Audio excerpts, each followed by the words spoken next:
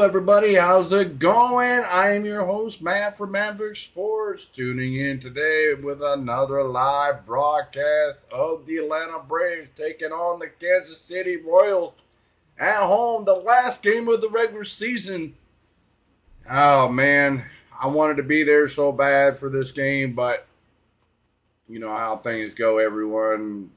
Real life issues going on, so I could not make it to the game today. So here I am deciding to do an actual stream, so I figured, what the heck. So we're gonna have the live interactive up here momentarily, so bear with me while I get that up and running. So bear with me.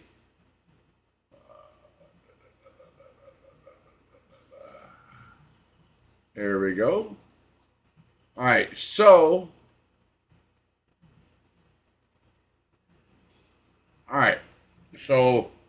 everyone, I do normally go live 20 minutes early from start of first pitch. So welcome in, George, Daniel, Barry, Kenneth. Welcome in, everyone. Welcome in. This is the last game of the regular season. The Braves are in a very good shot to get in the postseason. They're one win away from making the postseason. I don't know if they have to play the doubleheader or not, because that was barring elimination from the postseason. But with the way things fell with Philly and the Diamondbacks, the Philly lost the last two games at Washington National. The Diamondbacks have lost pretty much against the Padres 2 games. So we'll see what happens. It's baseball. Anybody can show up to play the game that day. So we'll see what happens. We're not, like I said, the injury bug has played the Braves this year in 2024. So I'm not going to be mad if they don't make it. But I'll be happy if they do make it. So we'll just have to wait and see what the outcome of this game is today. But yeah, like I said, everyone, welcome in. Sorry I haven't been around. Sorry I haven't been doing any streaming, but I will bring you some baseball quizzes and stuff to the community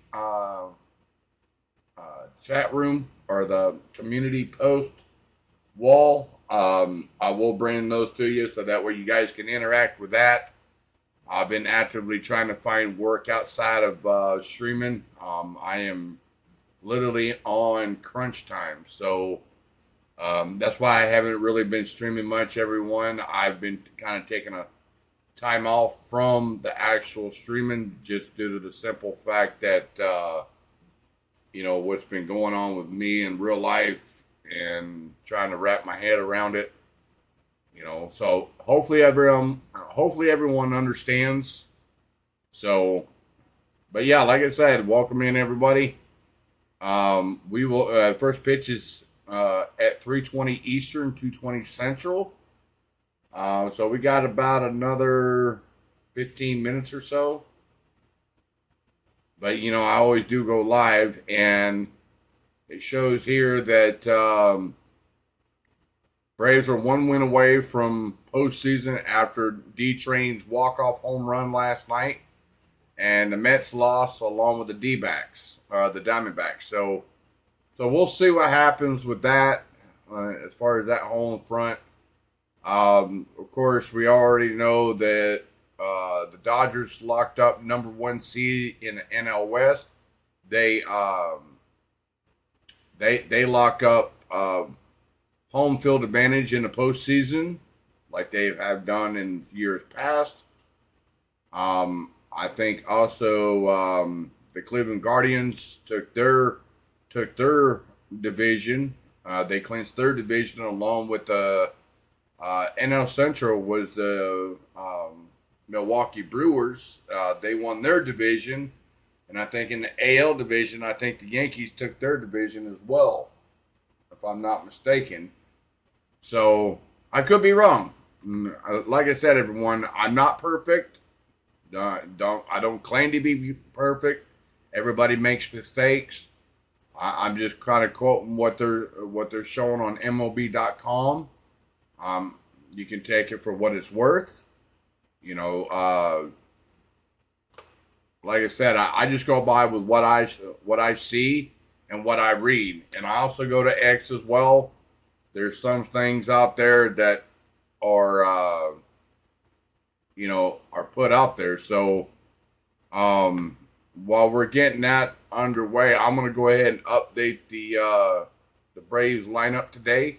The new lineup came out today, so I'm going to go ahead and update that while we're sitting here.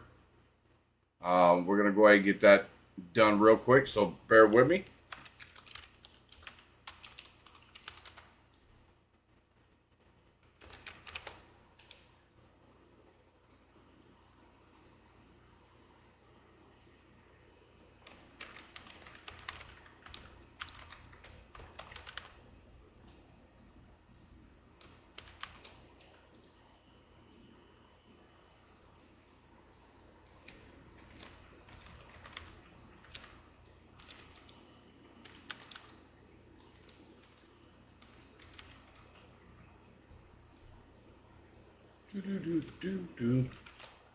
Hopefully you guys all stayed safe during the rainy weather we had.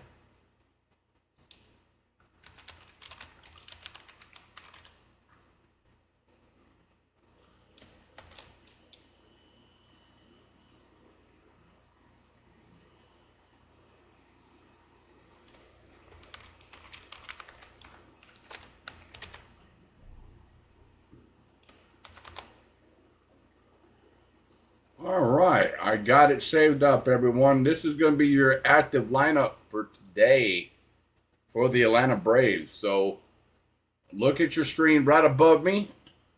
Here's your active lineup today for the Atlanta Braves. You got batting first will be Michael Harris. Batting second will be Ozzie Albies is back. But he's only batting right-handed because of his wrist. So they're just trying to take it easy with that. Batting third will be Marcell Ozuna. Batting fourth will be Matt Olson playing first base. Batting fifth will be Jorge Soler playing right field. Batting sixth will be Ramon Laureano. He plays left field.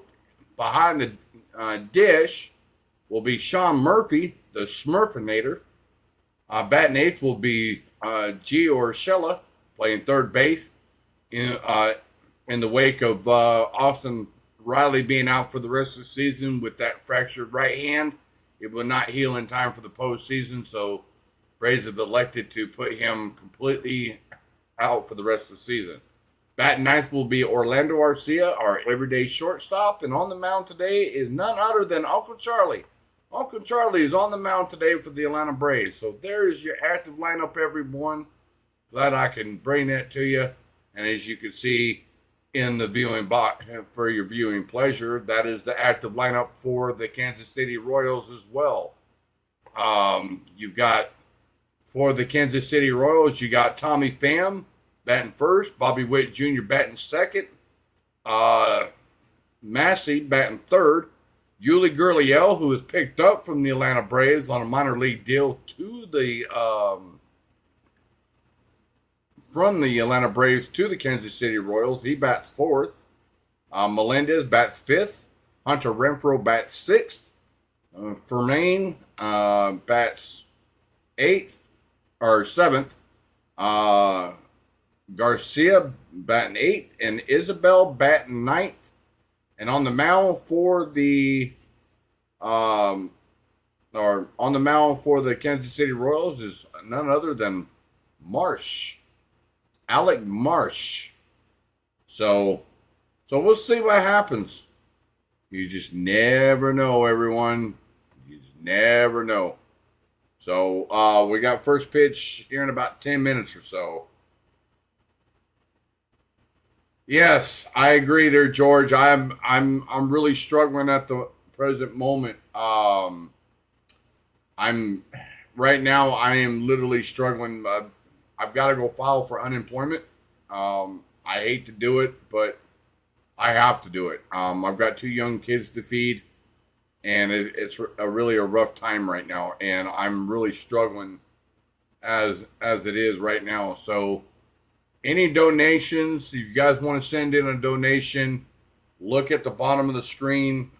There at the bottom of the viewing box, you see my Cash App. You guys are more than welcome to send me a donation to my Cash App.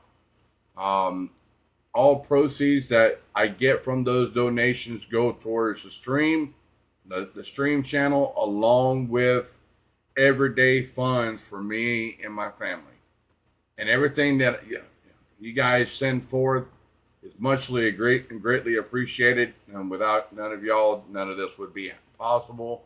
That's why I always try to give back, whether I go to Truist Park and buy some souvenirs to give away on a giveaway, or we do game giveaways, or even something, maybe a hat giveaway or something along those lines. So with that being said, guys, I want to say thank you. I know this is the last game of the regular season.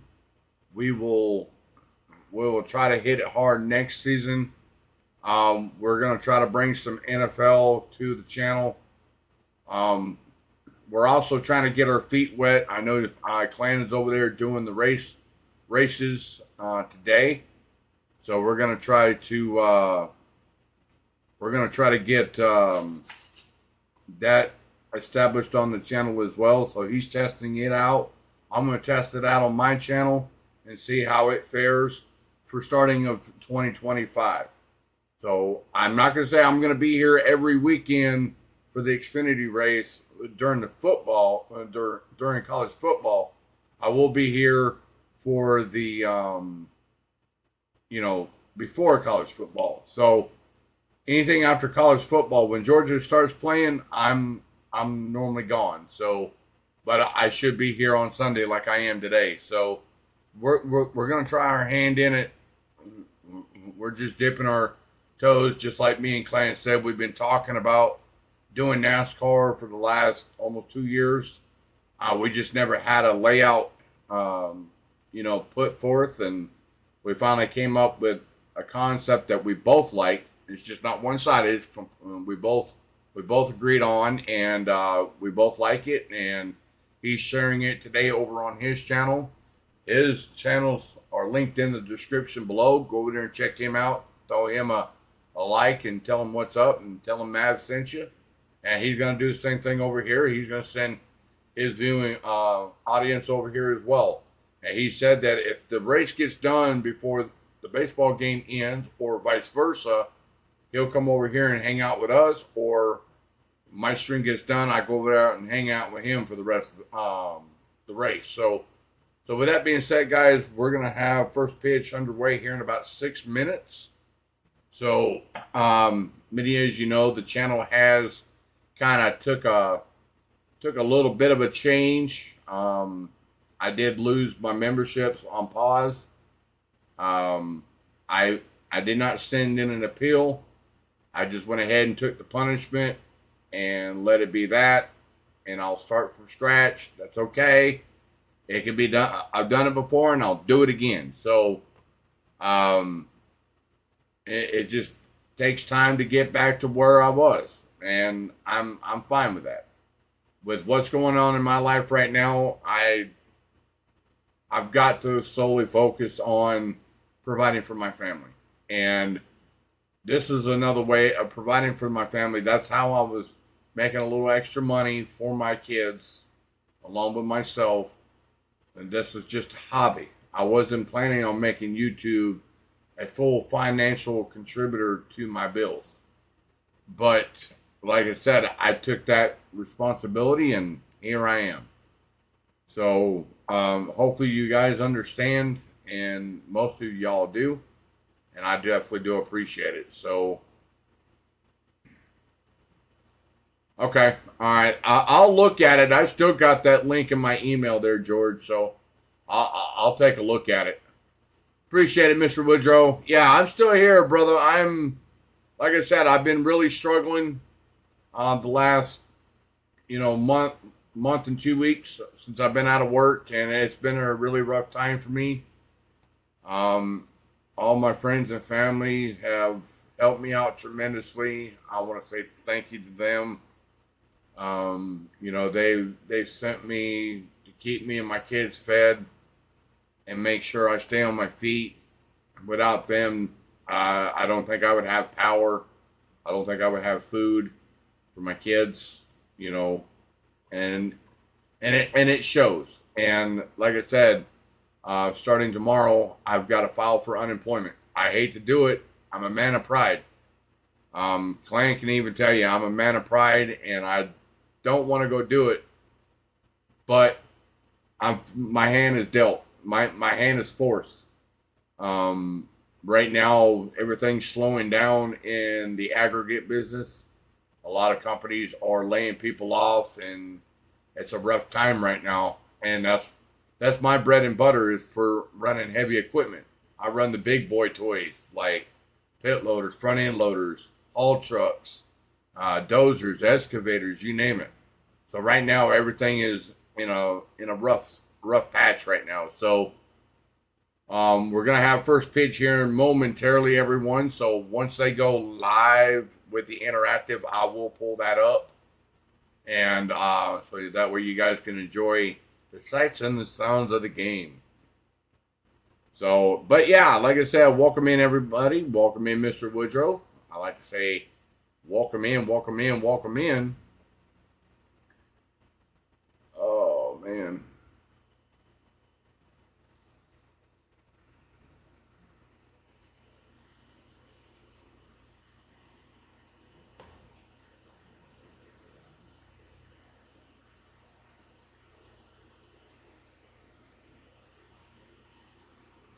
All right. We're going to have first pitch here momentarily in a couple minutes, everyone. So sit back, relax, get your snacks and your drinks ready to go, and we will bring you that live here momentarily. So bear with me. I gotta pull it back up. I gotta pull the audio back up. Accidentally exited it out like an idiot. That's okay.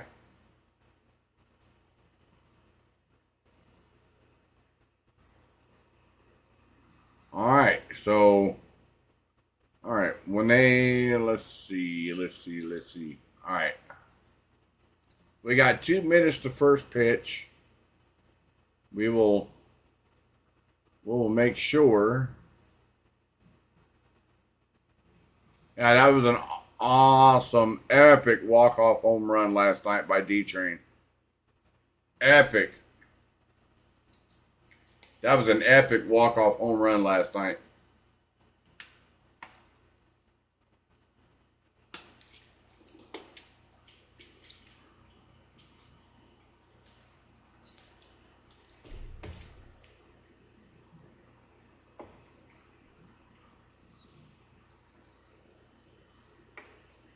All right, so, all right.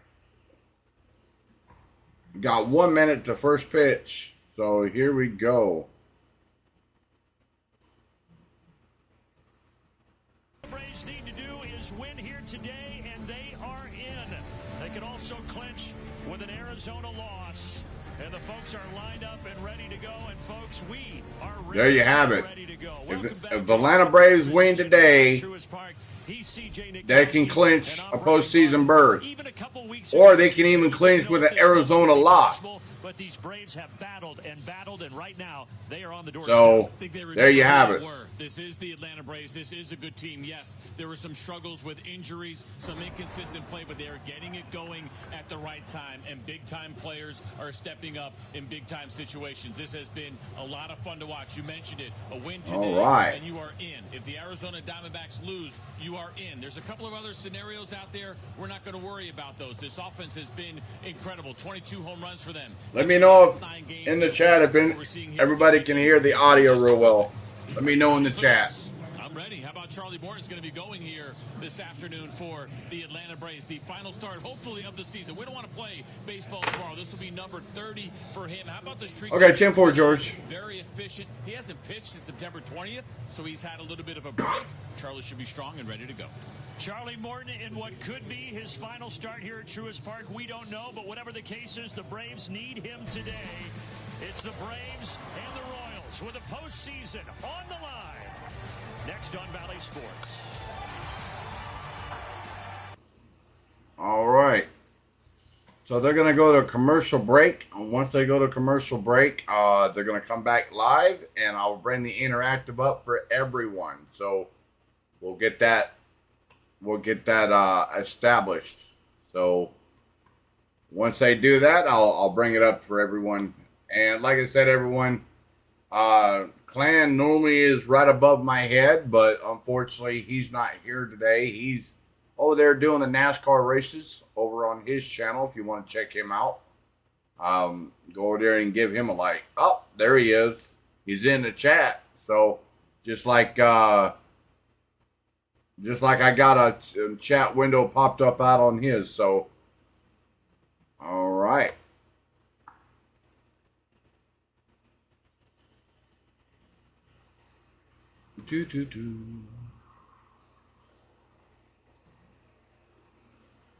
When they bring the interactive up, I'll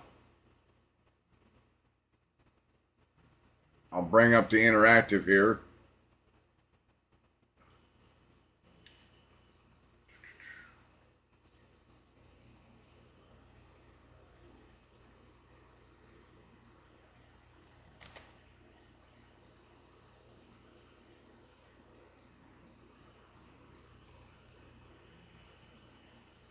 Okay, what, are they not having the interactive today?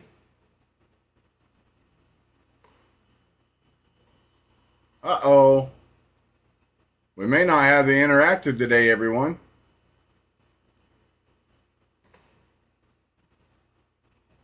I don't know why it's not wanting to pull up.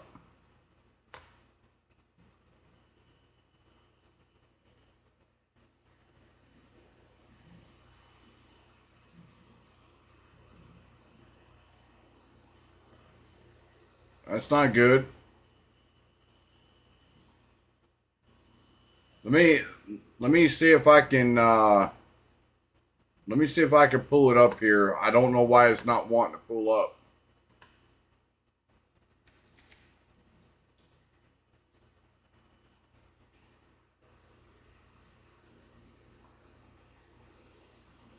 To look back at a season, look back at my career, and enjoy that I have the opportunity to be hitting in a moment like that. I talked to Michael Harris as well, who said it's been so impressive, all the veteran leaders in the group this season, but specifically Travis. He said somebody's late in the truck. On the dugout, I said it's going to be a slider. He's going to hit it into the bullpen. It wasn't a slider; it was a four-seam fastball. But he said it's close enough. He said I won't. For some reason, it's not wanting to pull up the interactive. I don't get why. For this group, guys. Yeah, what an amazing moment that was for Travis. He certainly was ready for it and lit this place on fire last night. It was awesome. It should be another good atmosphere here this afternoon. Oh, it should it ever be. Let's get you the lineup for the Kansas City Royals, brought to you by your local Toyota. I don't get it. Today for the Royals with Pham, Witt Jr. and Massey, and then Gurriel, the top four in the order. And you can't help but wonder, could it be the final start for Charlie Morton here at Truist Park? It'll be his 30th start of this season and the biggest of the season for the veteran. Yeah, it's going to be a lot of fun here for Charlie. Obviously, he's been around for a lot of big moments in his career. Yeah, the interactive is not pulling up, everyone. So he should be feeling strong. And I don't get why. The 100 strikeouts on the curveball. Always fun watching Charlie Morton throw that big bender. What do you got for the Ford Keys, CJ? We're going to have a little fun today here with. Yeah, the interactive is not wanting to pull up, everyone. So what I'm going to do is I'm going to bear with me while I get this pulled up. So bear with me. Folks, here we go. You guys are not going to miss anything. Postseason puzzle. See if the Braves can put that piece in place and clinch here this afternoon. Charlie Morton fires a strike to Tommy Pham, and we are off. In the air, deep right center field off the bat of Tommy Pham. Tracking toward the wall and off the brick portion for a leadoff double. For some reason, it's not wanting to pull Kansas up. City, that's just their 7th hit of the series. The interactive is not up, everyone. I don't get why.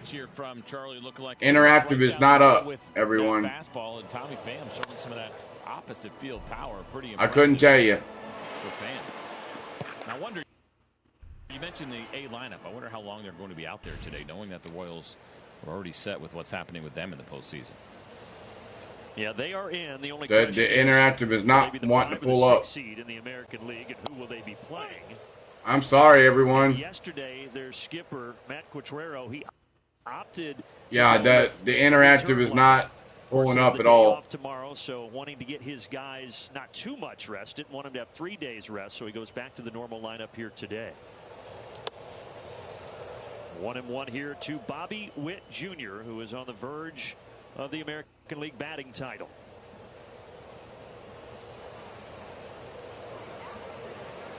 Wow. Okay. I don't get why the interactive is not pulling up. And that one is low and away. Witt hitting .332, just an unbelievable season. The last Royal to win the batting title, you have to go back to 1990, George Brett. I don't get it.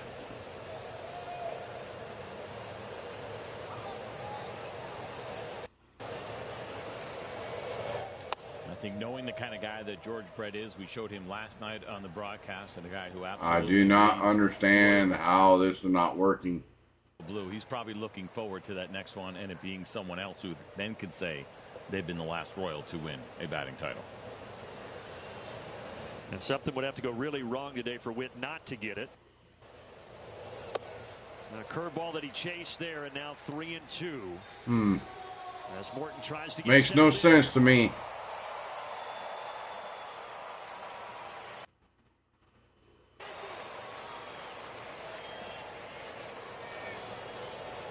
Makes no sense. Somebody in the ground ball weakly. Somebody in the truck has not fired up the interactive at all. That'll go as I don't understand it. At the corners with nobody out.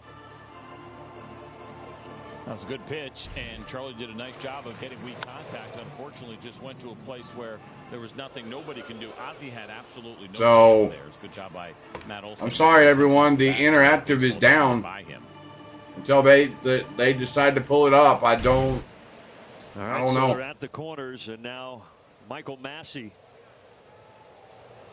digs in here for Kansas City.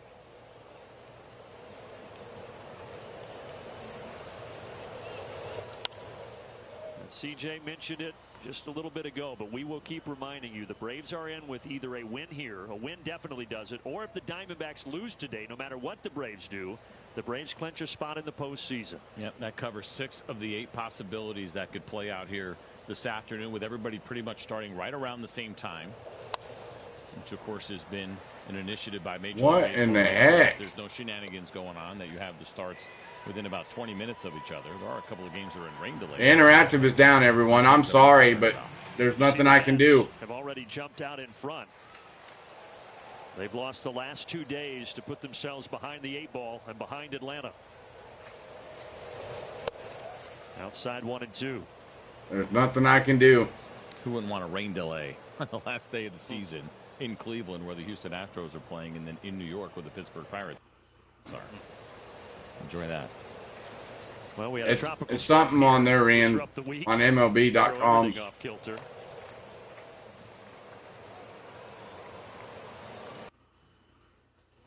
Yeah, it's real choppy for one. If the Braves can get in, it'll be a 7th straight postseason trip for Atlanta. I knew something would go wrong today. A couple of throws over there to Bobby Witt Jr., so that's the limit for Morton. Yeah, it's been interesting with him this year. He's done a really nice job with his 6 pickoffs. Done a pretty good job holding runners this year, and obviously he knows he's got a real threat there in Bobby Witt Jr.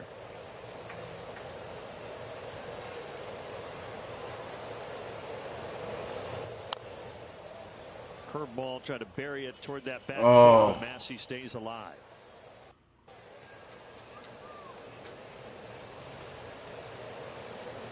30th start today for Charlie. It's the 6th consecutive season that he has made 30 or more starts. Of course, not counting the coach. Oh, come on. Remarkable, given his age and all he's been through. That liner is foul, so this at bat continues. You think about him at his age, just to see a guy have a streak of 30+ starts by itself, pretty impressive. When on the back end, you're talking about a 40-year-old. I'm sorry, everyone. In today's game, There's nothing I can do right now. He has stood the test of time. Massive. Oh, that's hit high and deep to right field. Going back. Gone. That's a 3-run homer Kansas City by Massey. 3-0 lead. All right, I'm going to check something. I'm going to see if something's not right, because I don't like the way this is looking. So bear with me, everyone, while I look this up. There's the good and there's the bad when you have the extra rest. And I mentioned that Charlie has been since September 20th. Arm is feeling good. Velocity's been good. Spin on the breaking stuff is good. But you can see Massey getting to that fastball pretty comfortably. That's why. I thought I was logged in. And the air, for the moment, is out of the balloon here at Truist Park. Last 2 games, the Royals, 6 hits, 1 run combined. Well, they've got 3 hits and 3 Be right runs back, here. everyone. At the top of the first in Game 3 of the Be right back. series.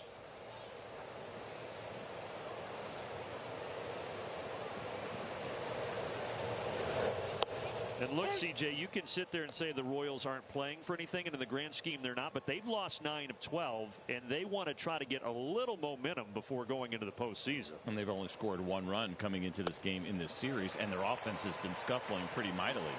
It has been a real problem for the Kansas City Royals, and even though your spot is locked down, you still want to see your team playing well. There is something there for this club and certainly for the coaching staff that would make them feel better to see their team playing well this last day of the season. Charlie does get the strikeout of Gurriel for the first out. Here's Melendez. And that's what Matt Quatrero said yesterday. He said basically, look, we have scored the fewest runs in baseball in September, which is true. They have. And we want to try to get those bats going again. And unfortunately, it's coming at Charlie Morton's expense here in the first inning.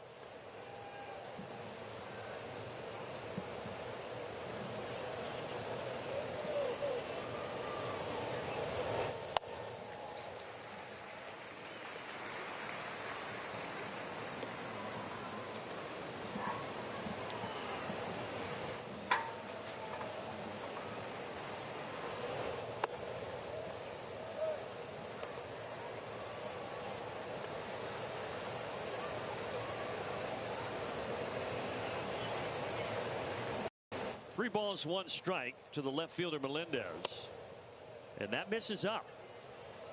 So a walk and 1 on with 1 out as we get a peek at the Braves racetrack defense, same as it has been for Brian Snitker. The change today from yesterday, Travis d'Arnaud, the hero, he gets the day off, and Sean Murphy is catching Charlie Morton.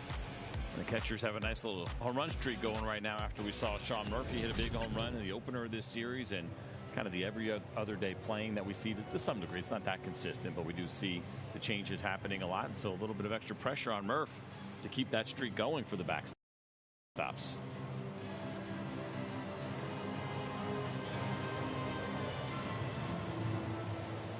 But Travis, so far the swing of the season last night.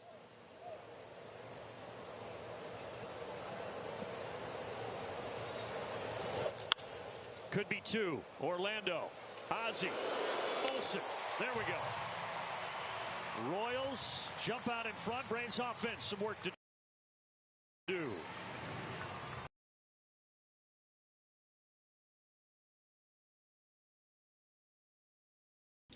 All right, everybody, just bear with me here while I get this straightened out. Bear with me. No, we're getting it updated, so bear with me. I'll be right back.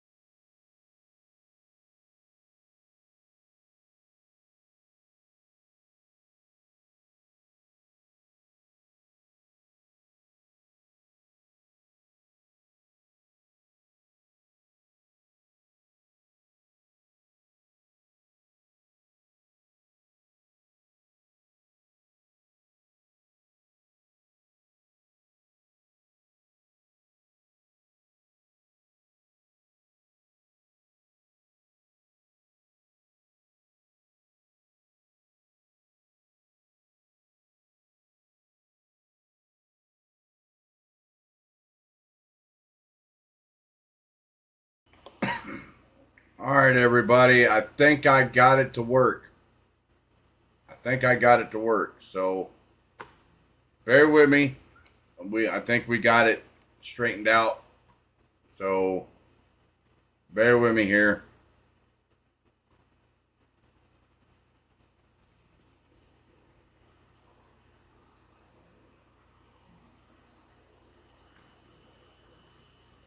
And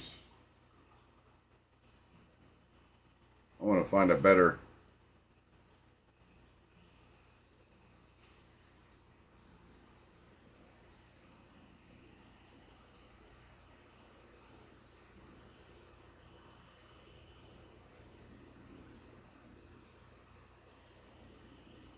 Oh my God. What?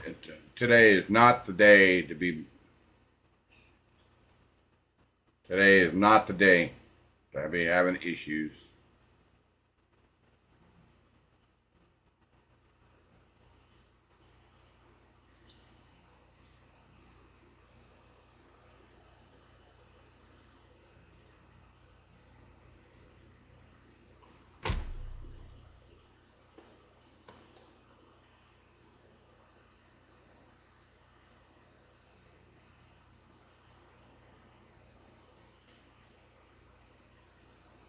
Where he won a World Series.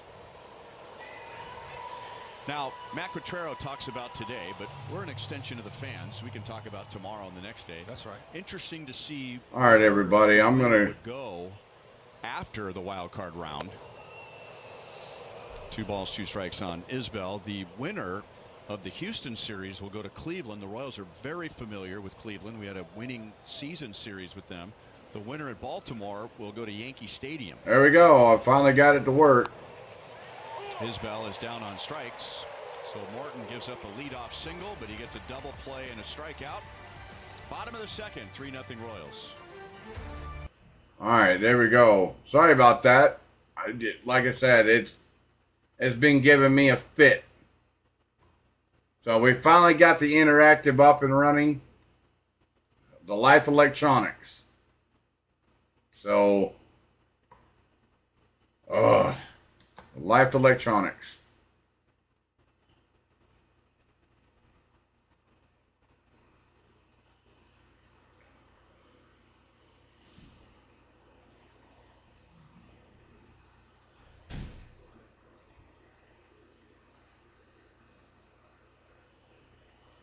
Welcome in there, Russell. Welcome in, brother. Welcome in. Hey, Lainey. How's it going? Welcome in, everyone. Sorry, I was having some technical difficulties. I couldn't get the interactive. I couldn't get the interactive up and moving. So yeah, like I said, it sometimes it can be a pain, if you know what I mean. So.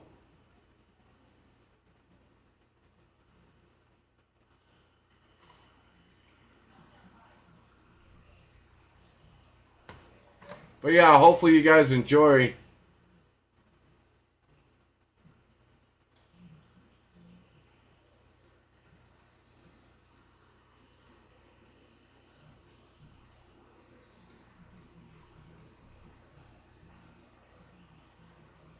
All right, there we go. There's the interactive. This thing's giving me a fit, everyone. I'm sorry. This thing's really giving me a fit today. Yes, it can. It sure definitely can there, Laney. I wholeheartedly agree. Wholeheartedly agree. All right, so here we go. You better get there or they'll all be gone. 1-0 on Jorge Soler. Marsh gave up a leadoff single in the first inning and then retired the next 3 on.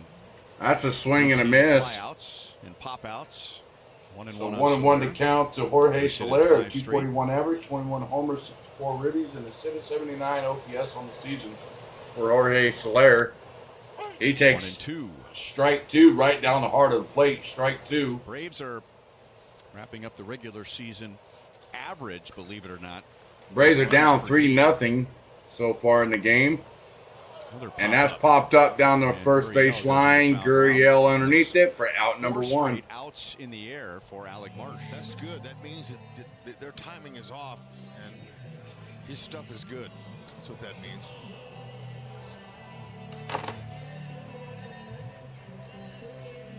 Ramon Laureano with 1 out. 255 average, 10 homers, 31 ribbies, and a 738 OPS for Ramon Laureano on the season. By 41 runs. But they enter today right in the middle of the National League, 8th in runs per game. Slightly below the league average. That's strike 1, 0-1 to count. Second to the Dodgers.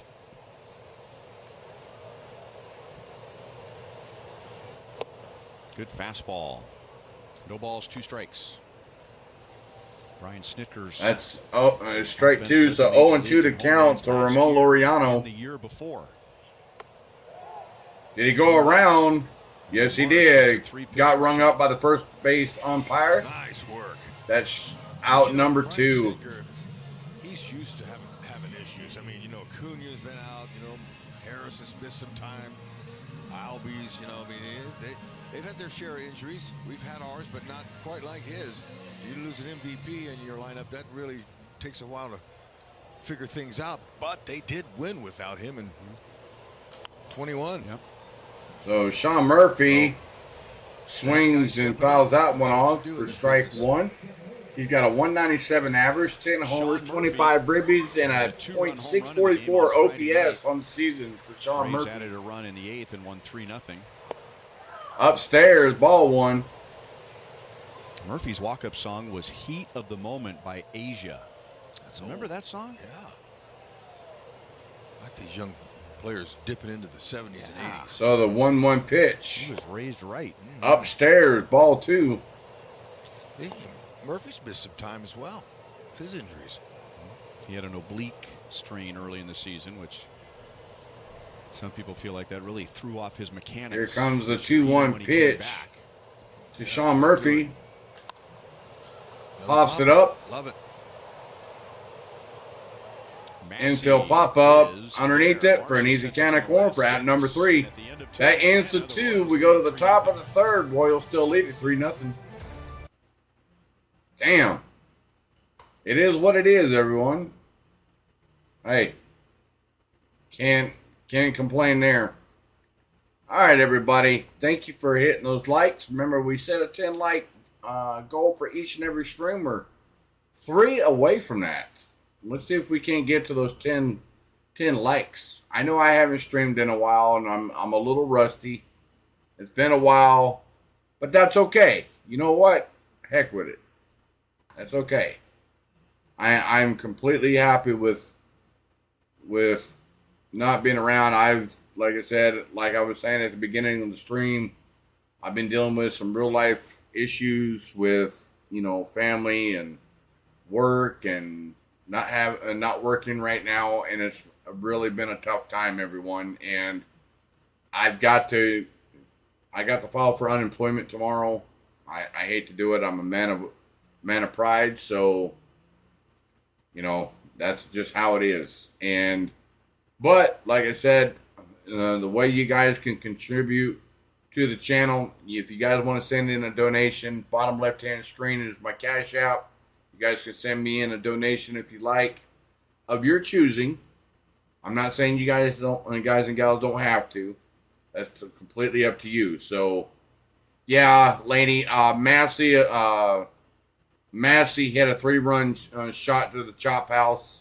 I brought it, but at the time I was having issues and I didn't have the interactive up. The interactive was giving me a fit. So, but yeah, the Royal took an early lead off of a pitch off of Uncle Charlie. So, but here we go. You can learn how to access postseason tickets, including groups and suites for playoff games at Kauffman Stadium. Visit Royals.com/season. Okay. All right. Cool, Lenny.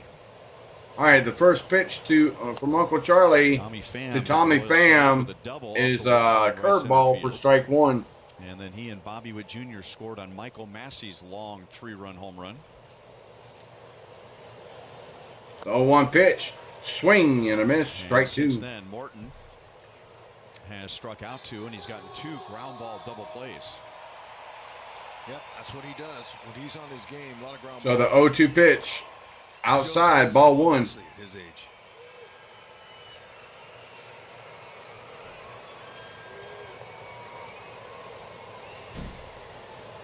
All right, here comes the 1-2 pitch. A little nubber. Sean Murphy scoops it up, fires it to first for out number 1. One away in the 3rd inning, and here's a message from Jungle Law.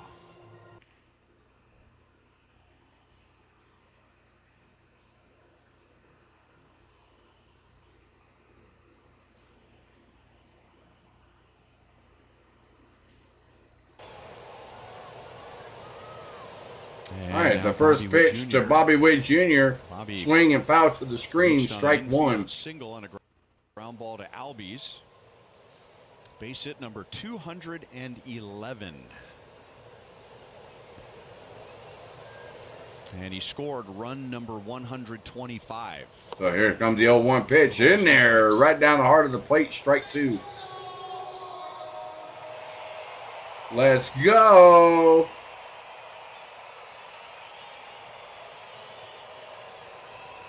Here comes the 0-2 pitch. Fouled away. So anyway, fouled away. That montage that I saw from Brad Henson Productions going back to the postseason. You like the easy swings. Bobby Witt 1 for 1 today, a single in the first and a run scored. Who and when, but I was struck by the nice, easy swings. Here comes the 0-2 pitch. Back to the middle. Back to the middle. Ozzy Albee scoops it up, fires over to first for out number 2. And how many singles that the Royals piece together. Now, I'm not saying doubles and home runs aren't great, but how many times a hitter was down with 2 strikes and just put the bat on the ball and put it in play. And that team, of course, had a lot of speed, but just a reminder that the well, of those that's just me, Laney. I mean, that's just me. That's just trying to hit the ball hard, not far. I'm more of a man of pride, but yeah, I agree. I've worked and now I'm not working, so I'm entitled to those funds. Yes, correct. It's just that's just me. But Michael Massey 1 for 1 today with a 3-run blast in the first. And here comes the Royals rally. Similar team that they have this year. I'm going to send that to you, and you can look at it after the game. I appreciate that. See if you have the same reaction that I did. Appreciate it. There's the 1-1 pitch, fouled off. It's going to be strike 2. So 1 and 2 to count to Michael Massey. For the cookie in the middle, and that's what you do when you foul off all those borderline pitches. That was so nice and so loud, and good for Massey to get the bat head out and feel the comfort and the confidence that comes along with hitting a 3-run homer early for your team. Beautiful. So the 1-2 pitch. On the ground, Olsen scoops it up, scoops it to Morton for out number 3. That ends the top of the 3rd. Royals still lead at 3-0. Braves are due up, and it will be Gio Urshela, Orlando Arcia, and back to the top of the order for the Braves, and Money Michael Harris. That's right, go Bravos. That is right, go Bravos. And that's what we're looking for.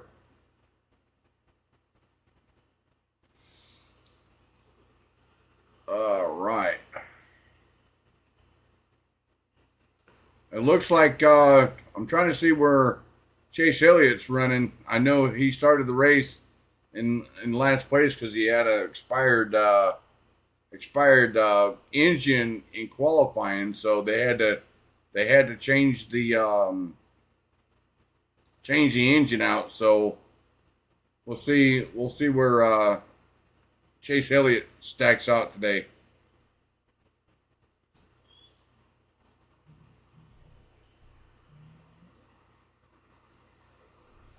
Oh wow, Kyle Larson a lap down. Wow. Okay, Chase Elliott's 19th. Okay. All right, that's pretty respectable. Starting dead last. That's not too shabby. That's not too shabby at all. Not too shabby at all. I'll be right back, everybody.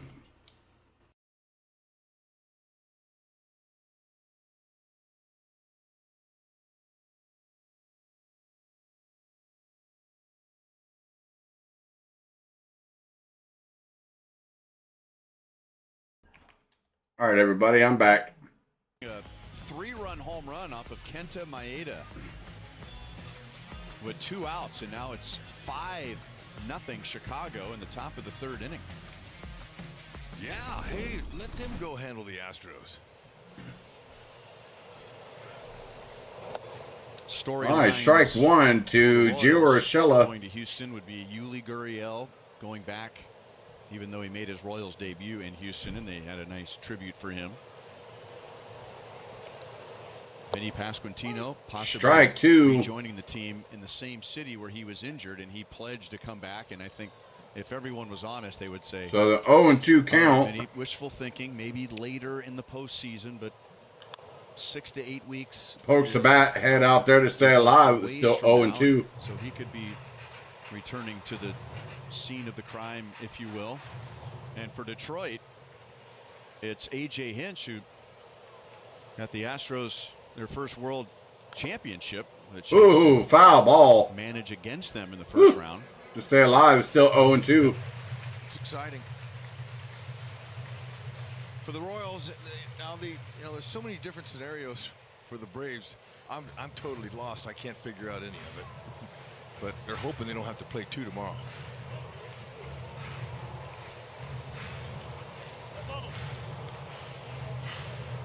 Alec Marsh gave up a single leading off the first inning. He has set down 6 in a row. So here's the 0-2 pitch, way outside, ball one. Well, here it is again, Hud. Then to clear it up for you. All right. Atlanta can clinch with a win or a Diamondbacks loss. The Mets need a win and a Diamondbacks loss. A little bit outside, 2 balls, 2 strikes. Outside, ball 2. Both for Arizona because they need a win and they need the Braves and the Mets to lose. Wow. The Mets are at Milwaukee. Arizona is at home against San Diego. That helps me some. Thank you. It's going to be a foul ball again to stay alive. Still 2-2 to count. Right now the Mets lead 1-0 at Milwaukee. Arizona trails 1-0. Here's the 2-2 pitch. Oh, this high and deep to left field, going back. Gone! Yeah! Gio Urshela hit the home run. Keeps the Braves on the board, baby.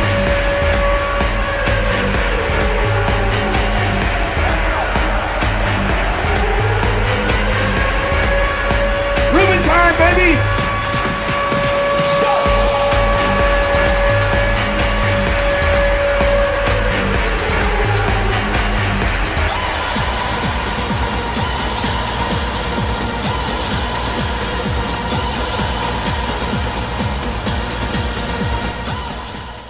Woo! All right. So Braves are on the board. We got Orlando Arcia up to bat for Atlanta.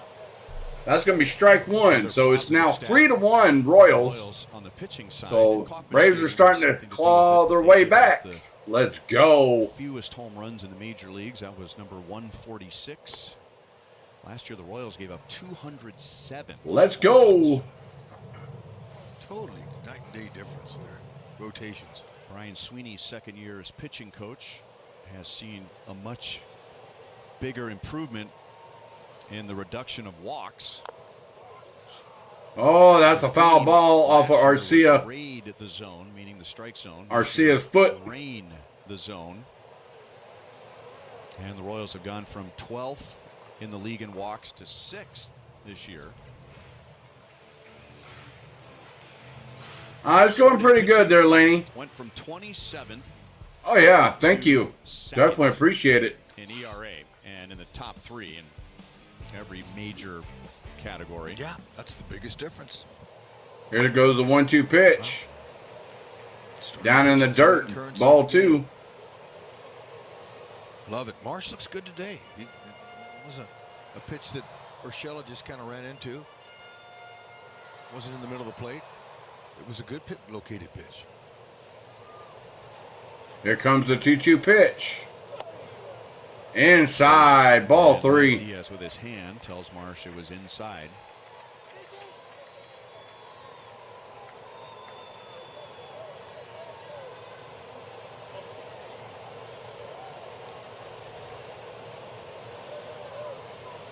Here comes the 3-2 pitch.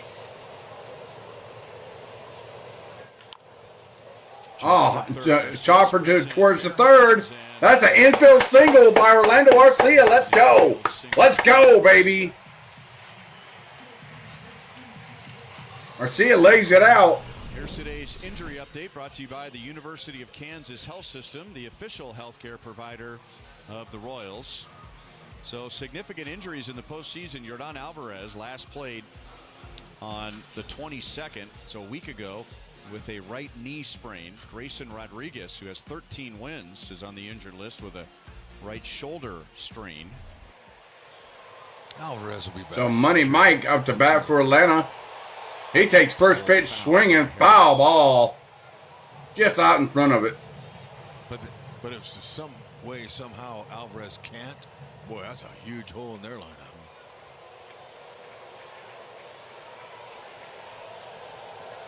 Harris singled to the opposite field against Marsh in the Here first. comes the 0-1 pitch. And now he grounds it out. Ground ball.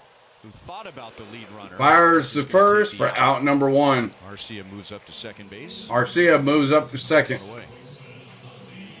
So Braves do have a running and scoring position at second. Ozzie Albies flied out to right field in the first inning.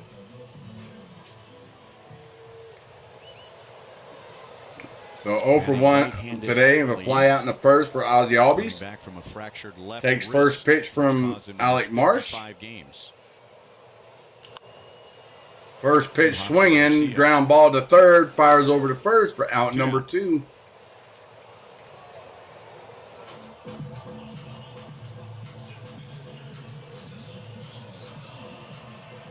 Marcell Ozuna, the Big Bear, coming to the plate. Ozuna popped out to Bobby Witt Jr. at short in the first inning. Let's go, Big Bear. Let's go, Big Bear. We could tie it up right here with a home run. Come on, baby. Outside, ball 1 to Big Bear. Couple of feet. Fermin was set up inside on Ozuna. Freddie moves well behind the plate. Not real large stature, sometimes gives him a little advantage. Here comes the 1-0 pitch. Downstairs, ball 2. Down and away, play at third. Thank you. And out at third base. Oh, that ball was down in the dirt. Arcia ran to third Huge out and for Alec got Marsh. caught. Fermin just threw Yep, obviously Arcia out at third. But they caught him by a mile, and like I said, thank you very much.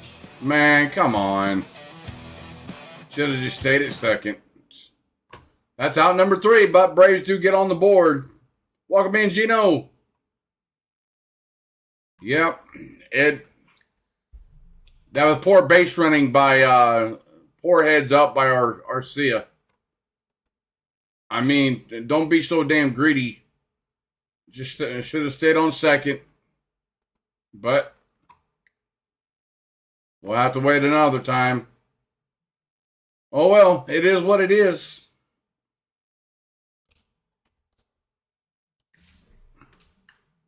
But yeah, like I said, everyone, welcome in. Welcome in.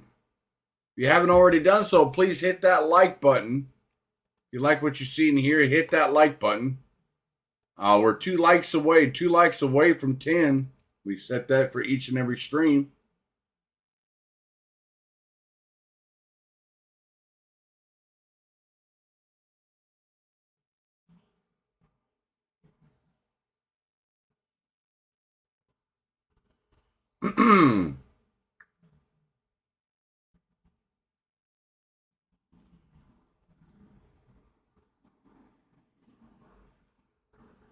I'm just checking a few things real quick, everyone, so bear with me.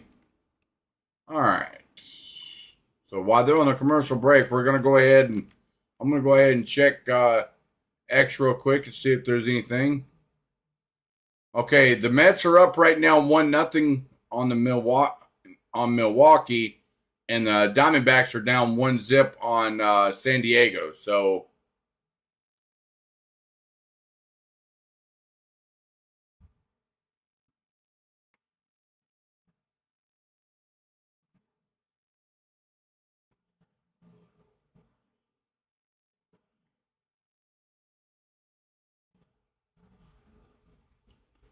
all right. Here we go. I'm sorry about that. They just came back. Firm dog. So it's going to be strike one to Gurriel. Here comes the 0-1 pitch. 1-1 on downstairs, Gurriel. ball one. The base runner doesn't see how far the ball is away from the catcher based on their angle. Everyone else in the ballpark may not see it, but based on where he's standing. In there, strike two on the outside corner. I mean, he's in between second and third, and it was to the right of Fermin. Yeah, and knowing the outs is important, and who's hitting. The one where fans will scream. That's outside, ball two.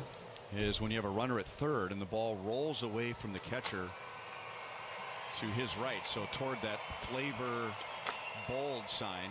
But when you're at I'm sorry, but it's back up now.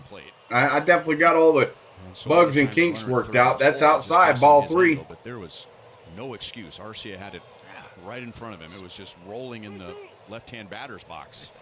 It's 2 outs. Gurriel pulls it foul.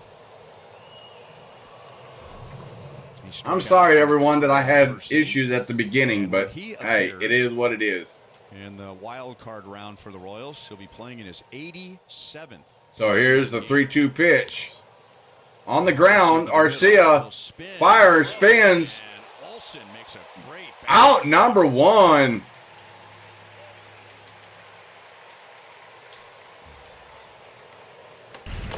Yep, these guys have great footwork. I mean, the best ever in the middle. You have to be able to slide on them, moving left and right, being able to throw from any angle. That was pretty. Yeah. I hear you, but I hear you too. Outside, ball one. He took a 1-out walk in the first inning.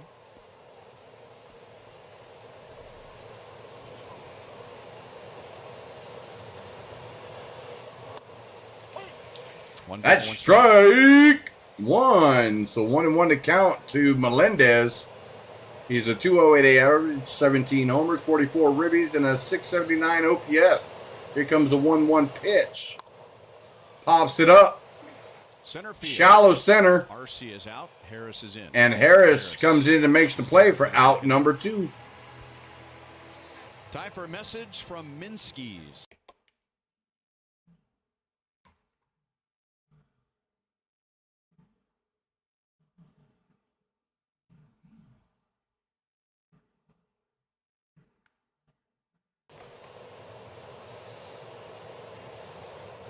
Renfroe grounded into an strike one to Hunter Renfroe. Okay, Arizona just took the lead over San Diego 2-1. Over San Diego. And Mets lead Milwaukee 2-0. So affect the Braves.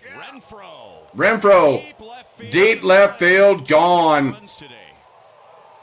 Wow. All right, pull Charlie Morton. That's it. Done. So not just scoring runs, Hud, but a specialty of this offense, especially in the first half. Charlie's done. Scoring right after the opponent scored. Yeah, that's a beautiful thing to be able to jump right back. And that was a no-doubter. Renfroe with his 5th. Oh, let me guess. Oh, Brian Snitker's going to leave Uncle Charlie in there till 6 innings. Not done yet. That's the first hit ever he's gotten off Charlie Morton.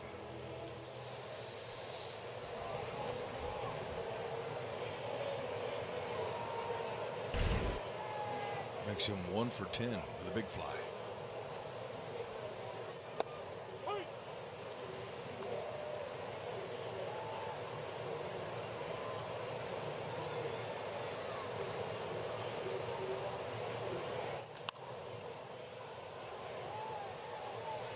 That will drop foul.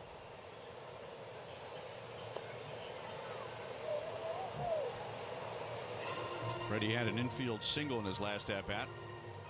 Last night he put an end to an 0 for 18 with a single and ended up scoring the Royals' only run.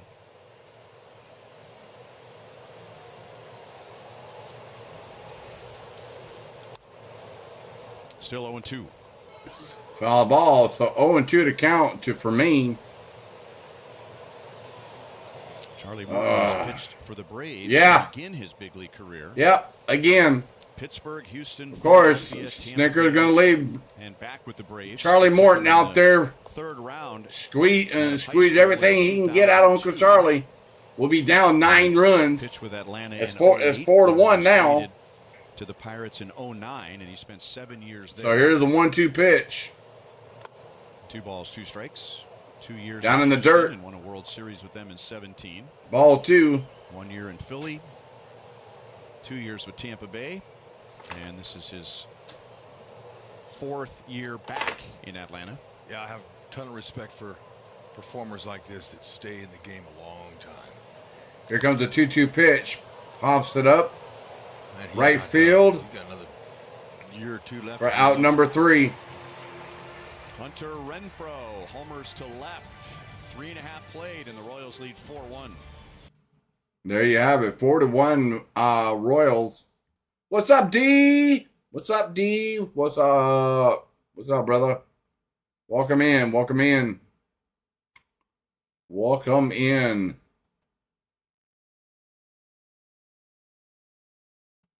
Oh, I know. That's Brian Snicker for you. You know this game's on the line, right? If we win today, we're in the postseason. No bigger than that. If you win today, you're in. You can't lose. If we lose, we gotta play the Mets at home on Monday at a doubleheader tomorrow, starting off at 1:00 Eastern. And then 40 minutes after that game ends, we play the second game. If we win today, we don't have to. We're automatically in, so it wouldn't matter for those 2 doubleheader games.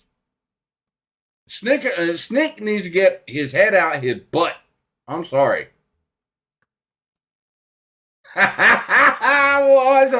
What you talking about, Gino? Me trouble? No. Why me? No trouble here. What you talking about? No trouble here, brother. No trouble.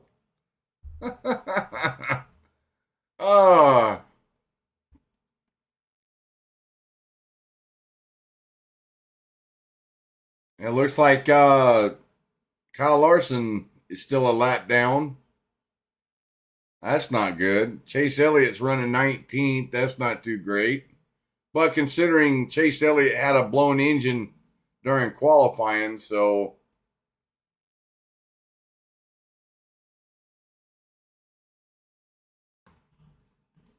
all right, so here we go. At MLB.com/Clemente Award. Go on there real quick, folks. Punch Salvi in. I hear you, D. I hear you, brother. Award a player can ever receive. He's well deserving.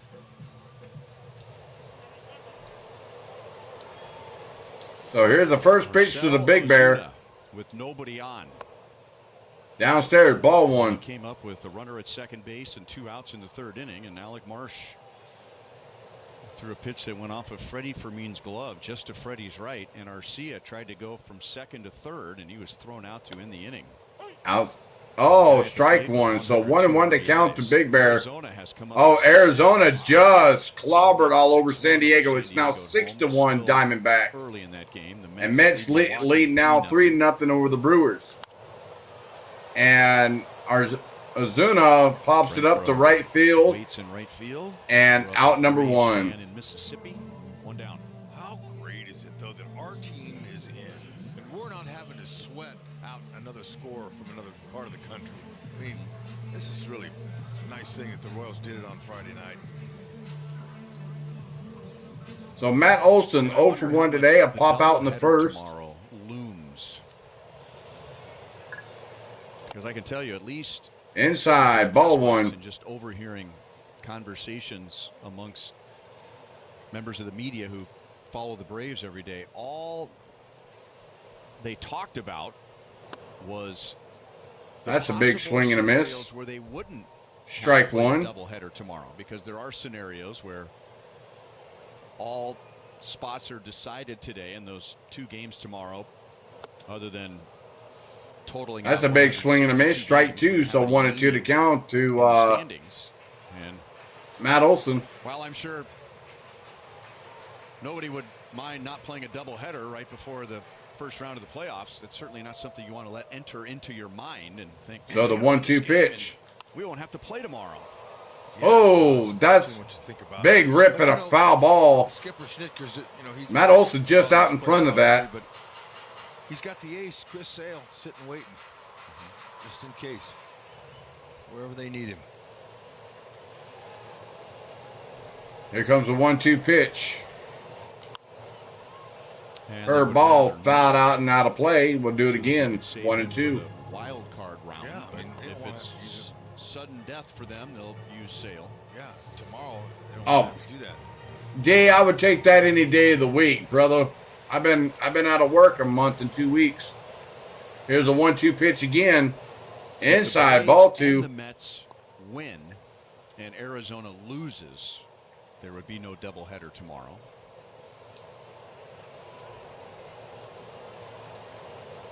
Here comes the 2-2 pitch. And Olson is. Oh, Matt Olson just got hit by a pitch.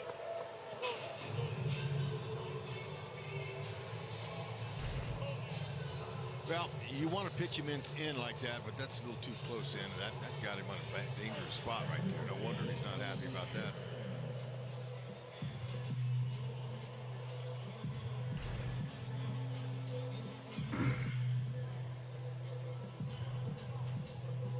We got Jorge Soler coming up to bat for Atlanta. Team leading 11th hit batter. Brady's next with 10. 1 on 1 out for Jorge Soler. And that was over the inside part of the plate, and he fouled it away. Little check swing. Strike 1, foul ball. Soler is 0 for 1 today. A foul out in the second. That's what he's got, the right idea coming inside. Brian Snitker comes out with his hands over his ears. Now that ball started on the outer half of the plate. Oh, they're going to argue catcher's interference. Oh, yeah. Catcher interference. I'm sorry. That hit off the side of the thing.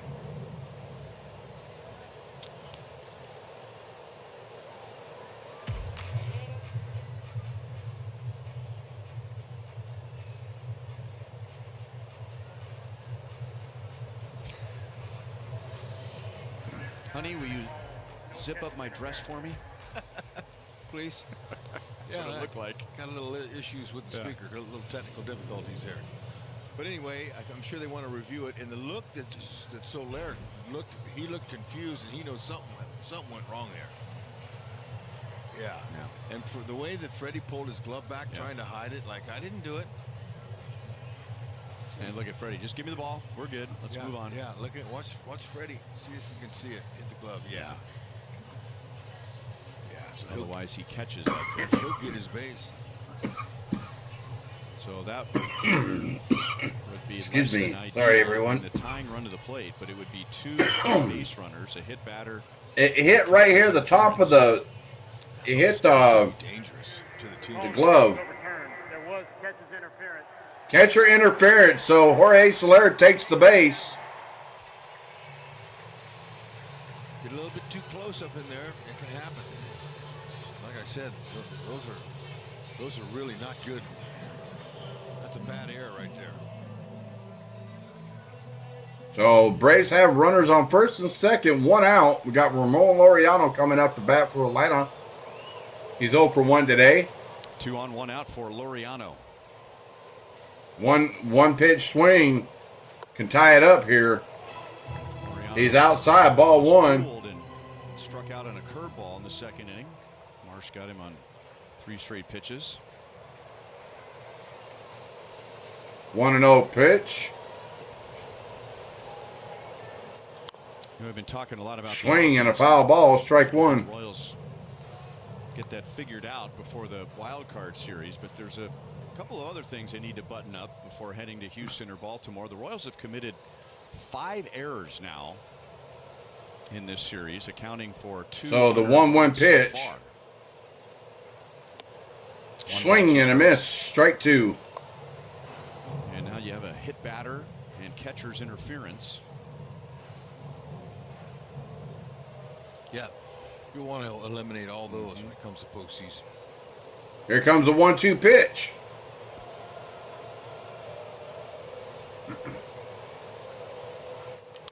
Swung on. Out up the middle. Here comes Olsen. Olsen scores. It's now 4-2 Braves. Royals. Excuse me, 4-2 Royals. Braves are starting to chop back. Runners on the corners, first and third. 1 out. Laureano makes it 4-2. That's right. Let's play some ABC ball. Let's play some small ball, baby. Let's go. That's the way we talk about. Let's get her done. As I say, let's get her done.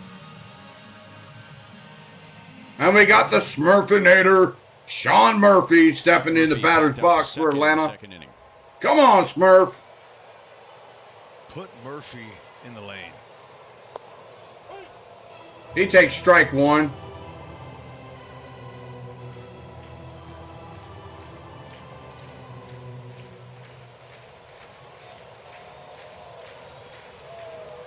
Oh, and 1 count to Sean Murphy. Swing and a miss. Strike 2. Murphy got a sweeper up and out over the plate and hooked it to left field for a 2-run home run against Brady Singer on Friday. He has really struggled in the final month of the season. Here comes the 0-2 pitch. Way outside. Ball 1. 1 and 2 to count to Sean Murphy.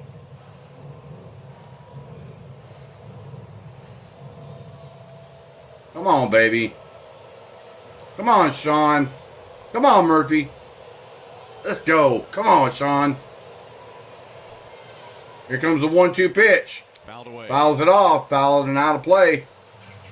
We'll do it again. 1 and 2.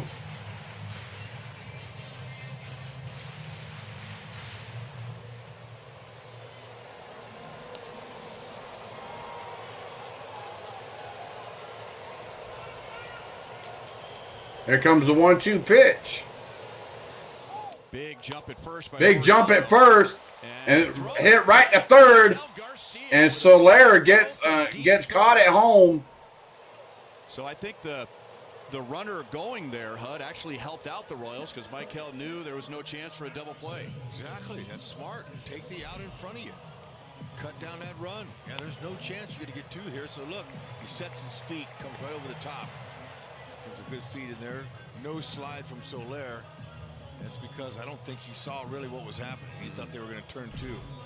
And there's not anybody in the on-deck circle helping him slide or telling him to slide or get down. That's the importance of that guy that's in the on-deck So got runners on first and second. Got Gio Urshela up to bat for Atlanta. First pitch, foul ball. Urshela, Strike 1.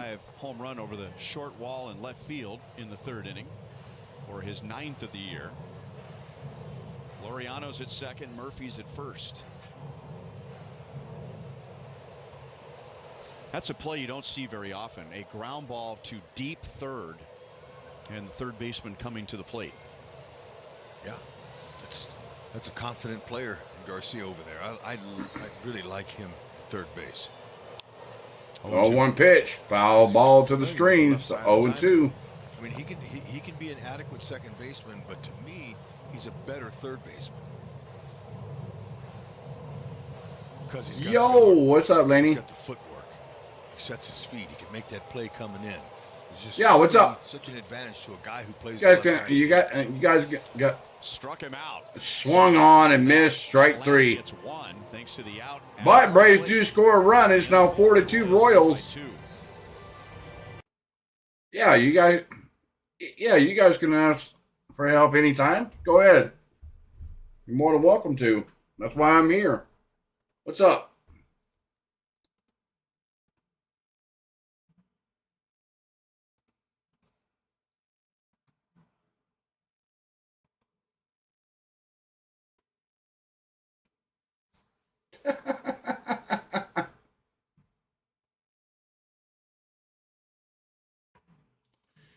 I think so. It was 1-1 during the whole game, and then the bottom of the ninth last night. Now, of course, I wasn't here. I was watching the Georgia Alabama game last night at my buddy Wesley's house. So, basically, I think it was 1-1, and then going into the bottom of the ninth, D-Train comes up to bat, and was a 2-0 count. 2 balls, no strikes, and D-Train hits a fastball down the heart of the plate, hits it to set the straightaway center, and hits it for a walk-off home run. And that's how we won the game last night. So, okay.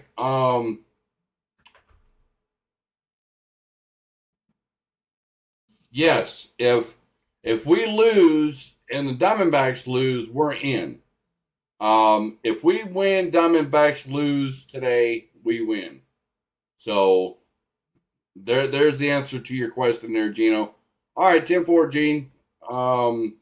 Yeah, like I said, I mean, you guys are more than welcome to go over there and hang out with Clan as well. So,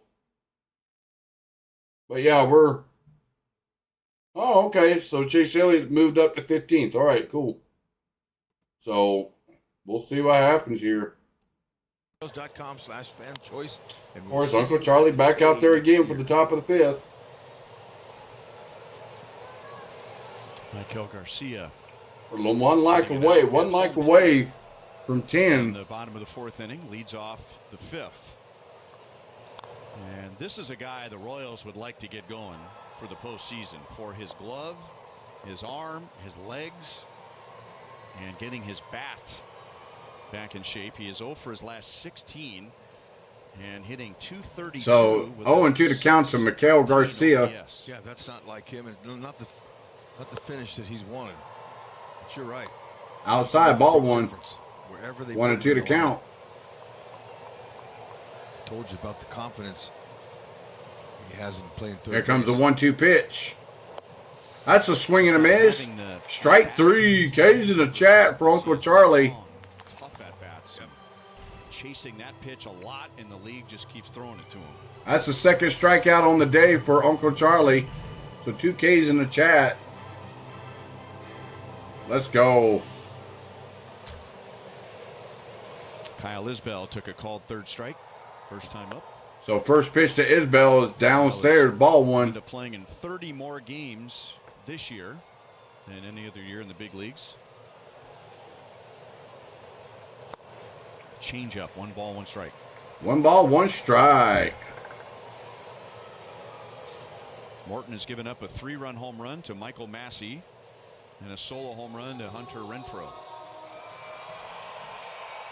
Grant Holmes is warming up in the Braves bullpen. Grant Holmes is warming up in the bullpen for Atlanta. Here comes the 1-1 pitch. In there, strike 2. Isbell looking his first time up.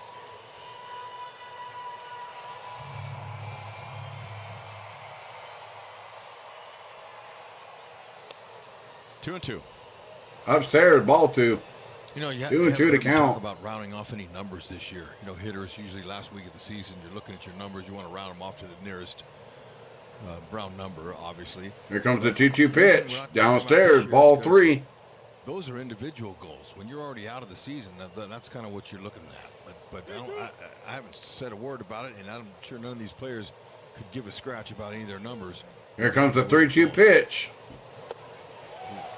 Did he check? Swing. Did not go around. That's ball 4. Well, we were keeping an eye on Bobby's 30-30 season. Yeah, no, it's a historical season for him, but you know the other guys really, they don't care. They're just pulling on the same end of the rope to get to the postseason, and that'll be it for Charlie. That's going to be it for Uncle Charlie. So Holmes comes into the ball game for Atlanta. With 1 on, 1 out, 4-2 Royals in the 5th. So Uncle Charlie's day is done.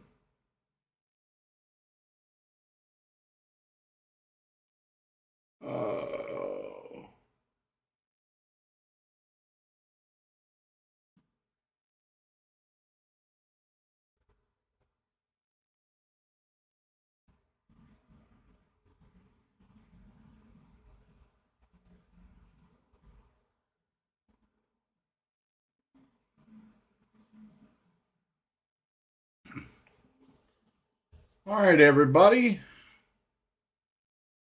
Let's see what we got going on here. We'll check some of the scores around the league real quick. The ones we're keeping an eye on is the Diamondbacks. They're up 6-1 over San Diego. And then the Mets are 4-0 Milwaukee. So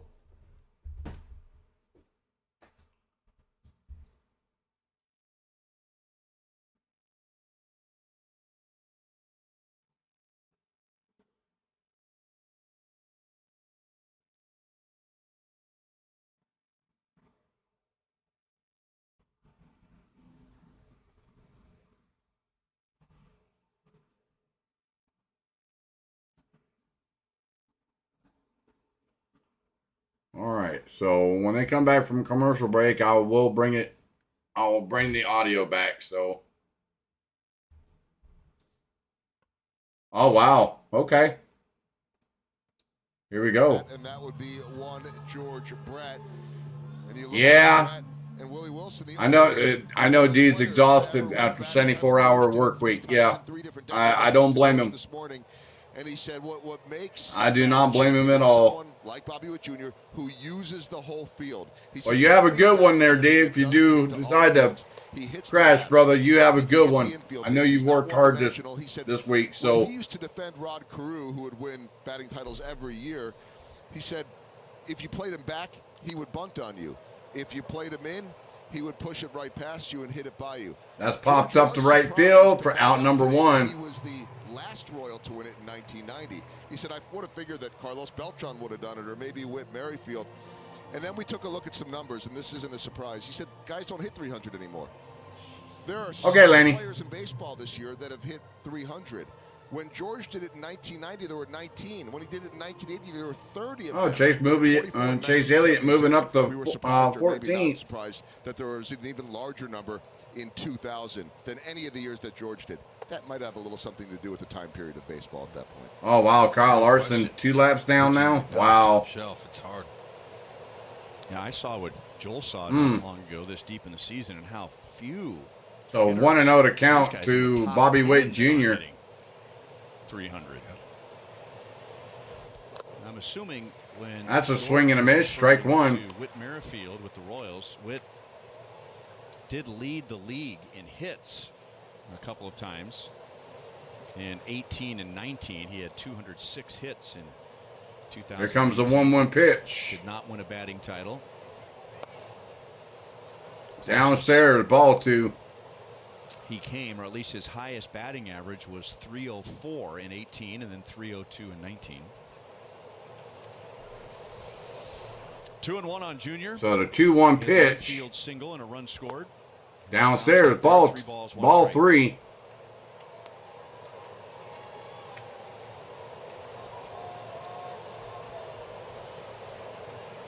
Holmes got a good fastball, mid-90s. Heavy sink to it. Here comes the 3-1 pitch. Couple of different breaks to the break. On the ground to third base. Urshela fires over to first for out number 3. So Isbell is stranded halfway home from Atlanta, and the Royals lead 4-2. And we go to the bottom of the 5th. Braves down by 2.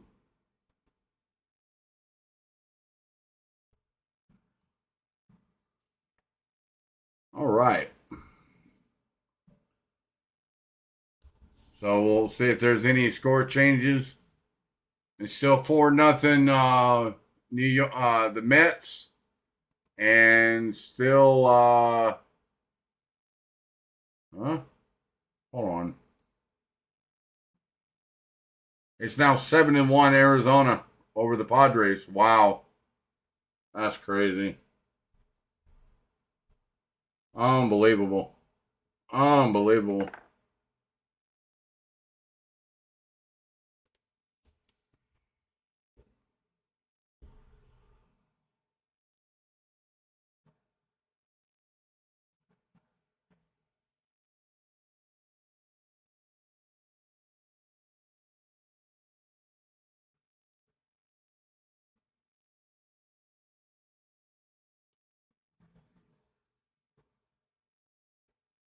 All right. So we'll see if we'll do some cleaning up here. Nothing so far. Checking the boards here real quick. We're still one like away from 10. Hopefully somebody makes it to that 10 like goal for the stream. If you like what you're seeing here, everyone, please smash that like button. It's absolutely free to smash that like button. All right, Chase Elliott is moving up. He's up to 13th.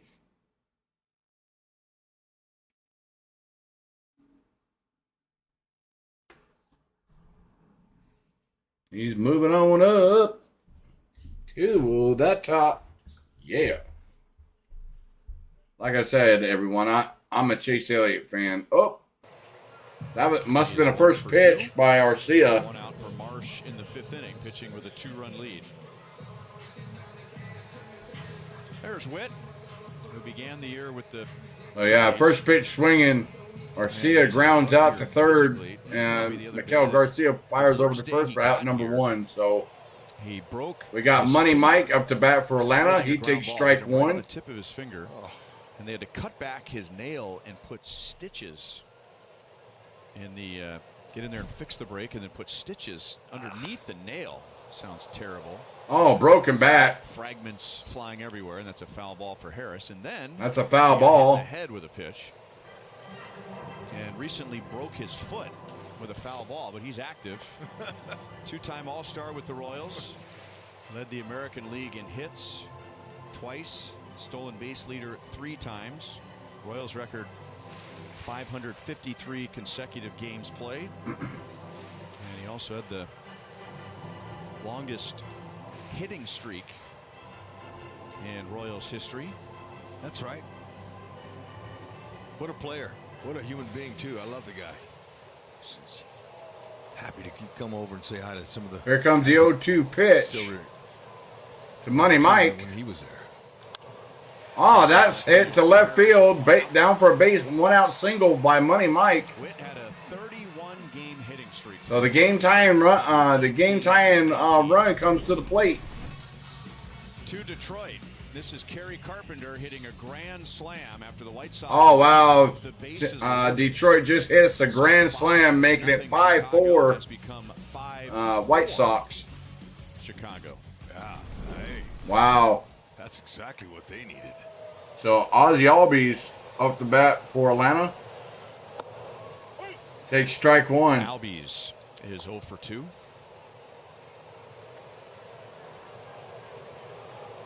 Oh for 1.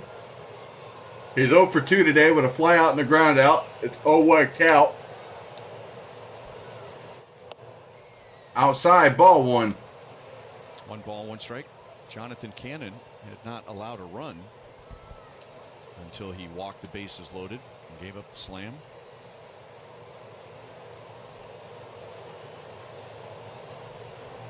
So the 1-1 pitch to Ozzie Albies.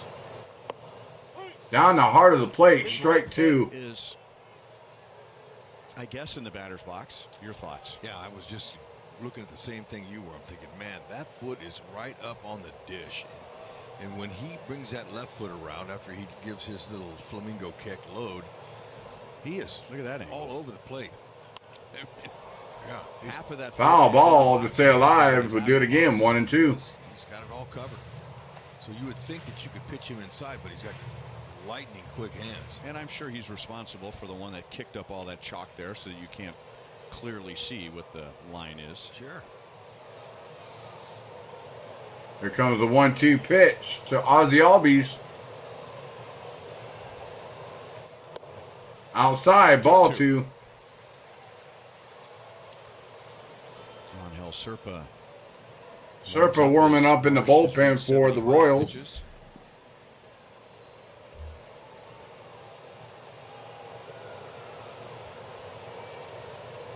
Here comes the 2-2 pitch. Another foul ball. Another foul ball to stay alive. 2 and 2.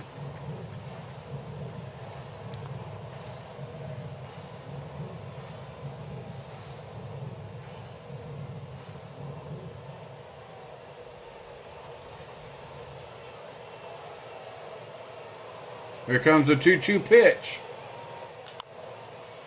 Ground ball down the third base line. Fires it to second. That's all the Royals will get. That's all they can muster is the out at second. Ozzie Albies is on first with 2 outs.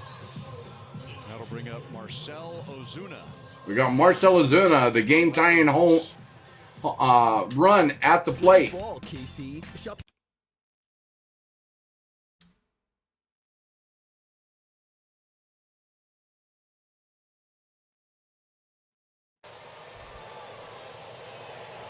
Ozuna has popped to short and flied to right. Oh, that's popped up again.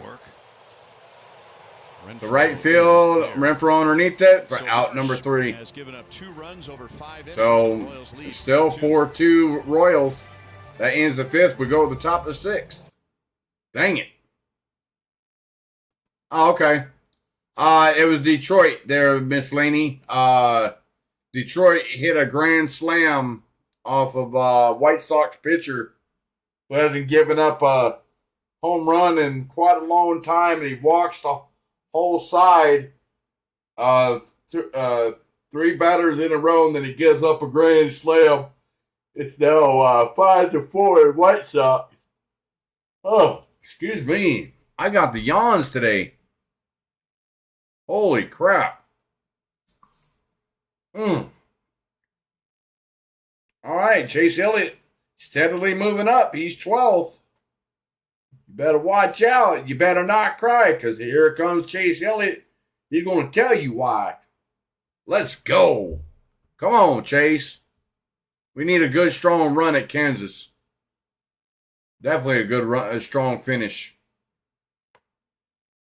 Because Kyle Larson, he did get one of his laps back. He's exactly the first car, down the first lap car.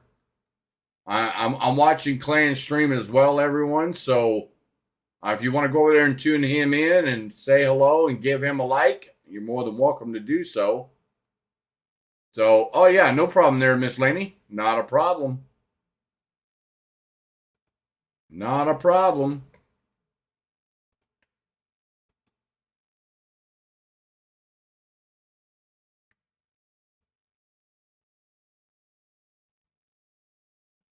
Oh, la la la la la la.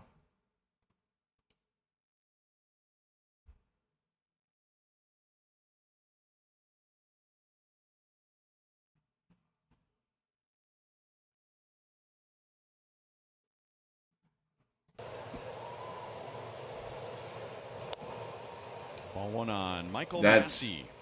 Outside, ball 1 to Michael Massey. Holding the Atlanta Braves to 2 runs, 5 hits over 5 innings. 2-0. Downstairs, ball 2. Massey hit a 3-run home run, 3 batters into the game, driving in Witt and Pham against Charlie Morton. The Royals have had a couple of 3-run leads today. That's a swing and a miss. Strike 1, so 2-1 to count. All 4 runs were scored against starter Charlie Morton. Grant Holmes got the final 2 outs of the 5th. Here comes the 2-1 pitch. Oh, that's popped up to center field. Harris in center field. Out number 1. Grant Holmes was a first-round pick of the Dodgers out of high school in South Carolina in 2014. 2 years later, he was traded to Oakland, but he never made it to the big leagues with the Dodgers or the A's. That's a swing and a miss to Gurriel. Strike 1. He was taken in the first round. He was released by Oakland. Later that year, signed as a free agent by Atlanta. And this is his first year in the big leagues. That's a swing and a miss. Strike 2. 0-2 to count to Yuli Gurriel. Got a good slider today, that's for sure. It's just snapping right off the table. Here comes the 0-2 pitch. Swing and a miss. Strike 3. K's in a chat for Grant Holmes. Let's go. Yeah, look at that. And I tell you what, you throw a couple of pitches at 95 and then you drop the slider on him. It really gets him off balance, and that's what it's all about.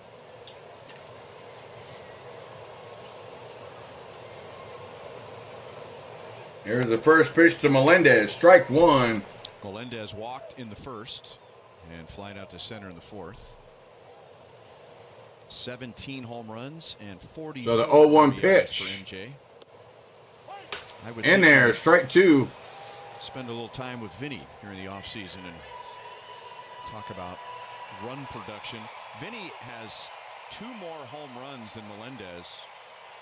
And 50. The 0-2 pitch is outside, ball one. Yeah, I mean, certainly there's some mental things that can be fixed, but to me, the obvious is his mechanics.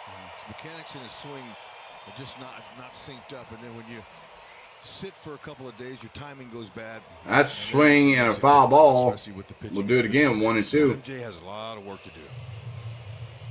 It's made it more challenging for him this past month because he's lost a lot of playing time. Yeah. But he's had some big hits this year in big spots. Here comes the 1-2 pitch. Foul ball again. We're watching that highlight video. We'll do it again, 1 and 2. Recapping the 24 season. And we looked at MJ's pinch hit home run in Detroit. Remember that? Oh, yeah. Grand slam at Dodger Stadium. Home run. Here comes the 1-2 pitch. Against Seattle. We'll foul ball again. We'll do it again. Sure 1 and 2. You know, his defense is much improved this year. And you could put together a nice highlight reel with some of the catches he's made out there. Running the bases.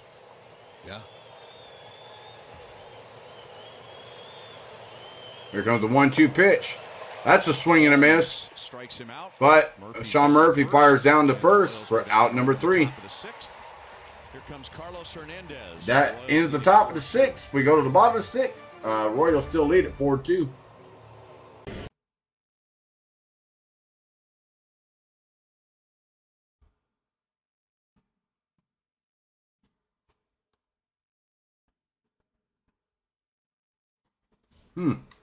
All right.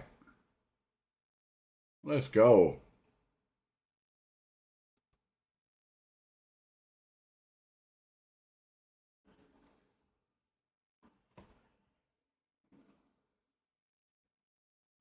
All right.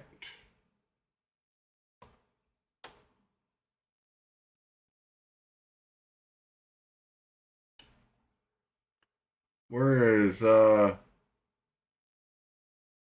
Chase Elliott running?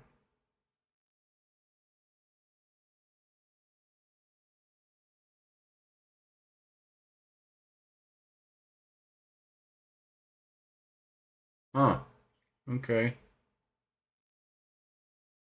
Where did you get to? Oh, no, he's running 22nd. Okay, they must have came in for pit stops. Put some 4 fresh Goodyears on there, a full can of Sunoco gas fuel, and do some chassis adjustments to make him better.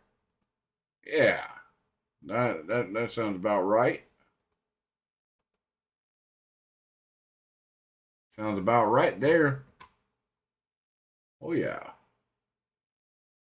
Welcome in, everybody. If you like what you see in here, please hit that like button. If you're new to the stream, if you like what you see, hit that subscribe button. We'd love to have you on the channel. So,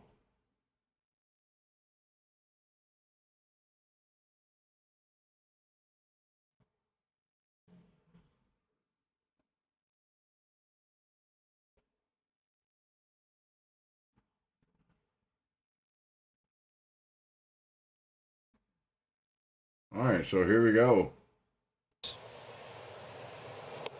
First pitch to Matt Olson. Carlos Hernandez. Upstairs, ball 1. Olson. Giving the manager Matt Quatrero some nice options. And Carlos has pitched much better here in the second half of the season. His call-ups too. He's throwing more strikes with conviction. That's strike 1, 1-1 to count. Slider, occasional curve, and a split finger.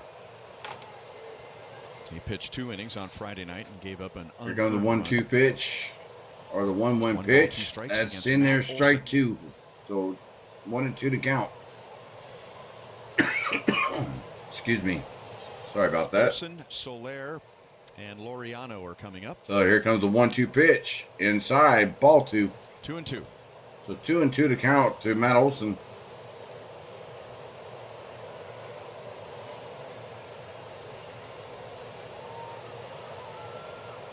So here comes the 2-2 pitch.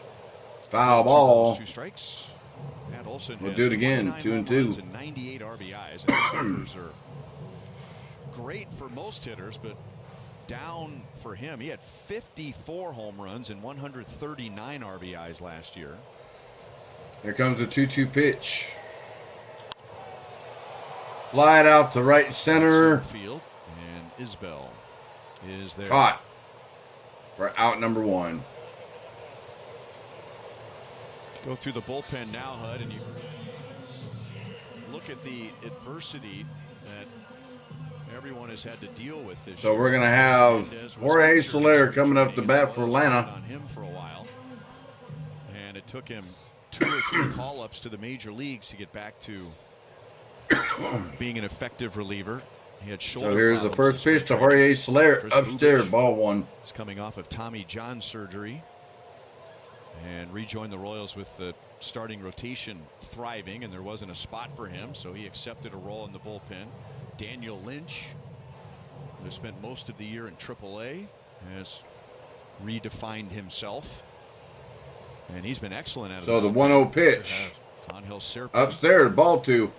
has been sent to the minor leagues. John Schreiber was on the injured list. That might have been a blessing in disguise to let his knee heal and get some time off after a heavy workload in the first half. The 2-0 pitch. 2-1 on Swing Soler. and a miss. Strike Michael 1. Lorenzen is coming back from a hamstring injury. And you throw Brady Singer in there that first round. Steps up the pin to win. On the outside corner. Come on. Ump.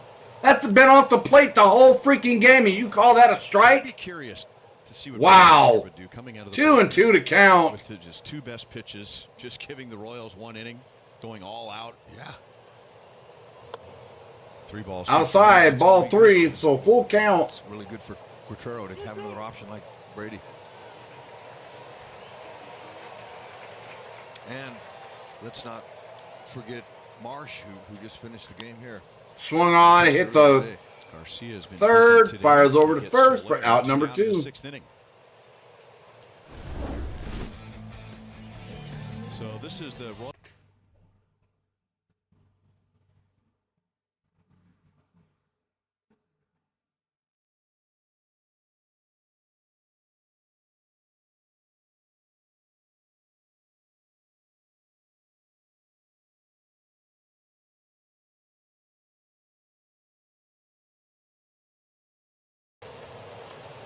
Ball 1 So, on Laureano.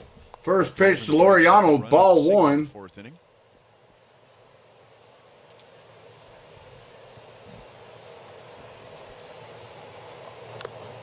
Swing and a miss. Swing and foul ball, strike 1.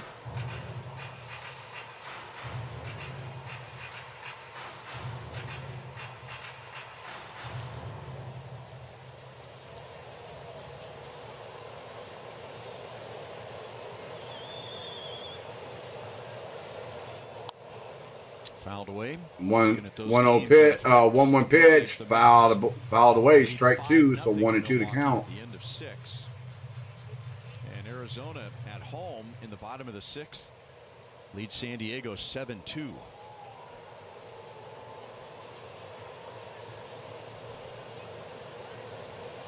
The 1-2 pitch. Look out. Upstairs, ball 2. 2 balls, 2 strikes. As far as the one game that affects the Royals, Chicago still leads at Detroit 5-4 in the bottom of the 6th.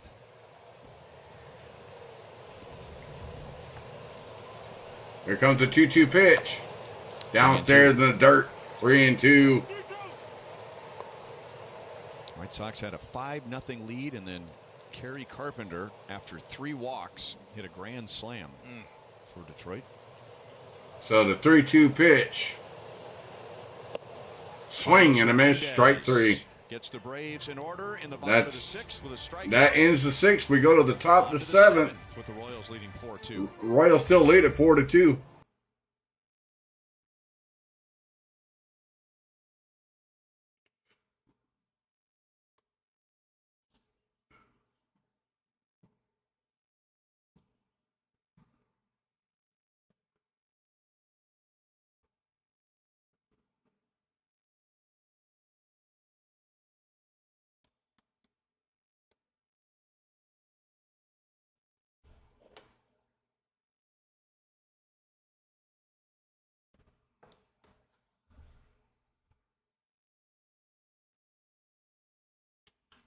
All right.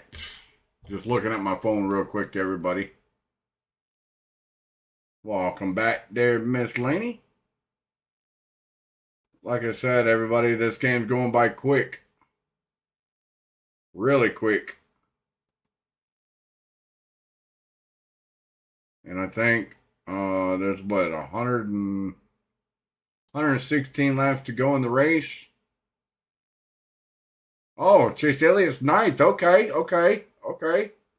All right. That's pretty respectful. Yeah, there we go. And it looks like Kyle Larson gets his lap back. So, who knows? You just never know. Come on now. Braves need to get back in this game.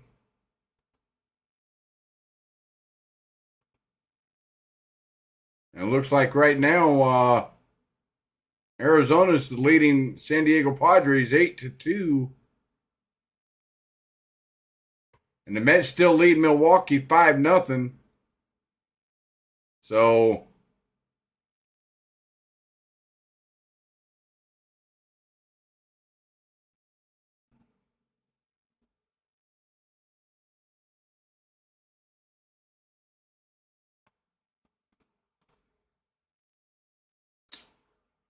oh man, I just closed everything out. I'm sorry, everyone. My bad. I am so sorry.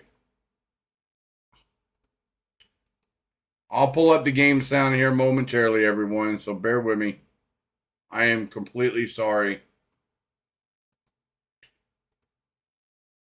Rookie mistake.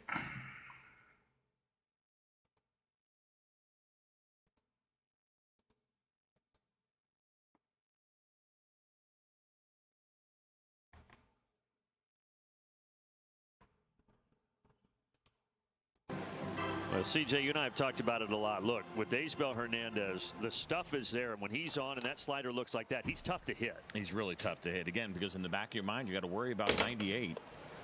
And to get good differential as well. You see 89 miles an hour on the slider with really good break. I think if the Braves had gotten a little bit thinner in the bullpen this year, we may have seen him get some more opportunities. And while there were a couple of injuries, for the most part, this bullpen had been so solid. There's 98 right at the knees.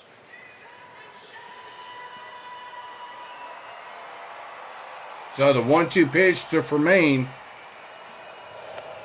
That's a swing and a miss. Strike 3, 2 outs. Let's go.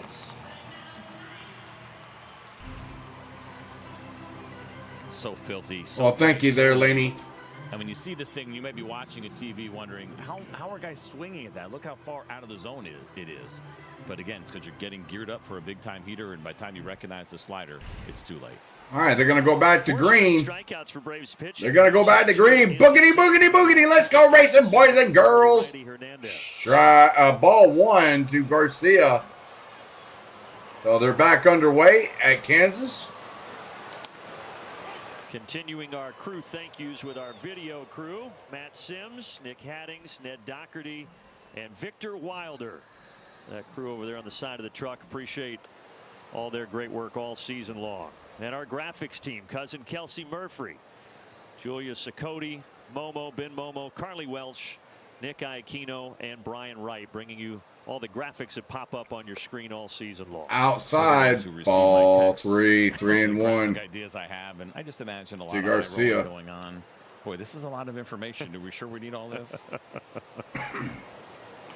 And sometimes you send those at like 3 in the morning, right? Well, you know, when baseball calls, you answer. That is ball 4 to Garcia. Garcia walks. Here's a quick message from Duncan.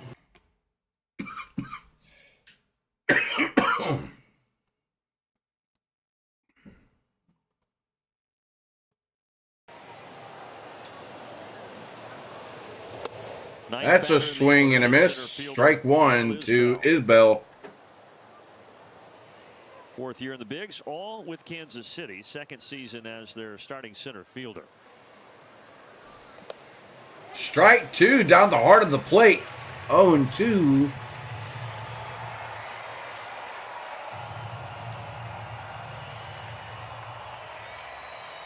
Hernandez deals and strikes. Strike 3.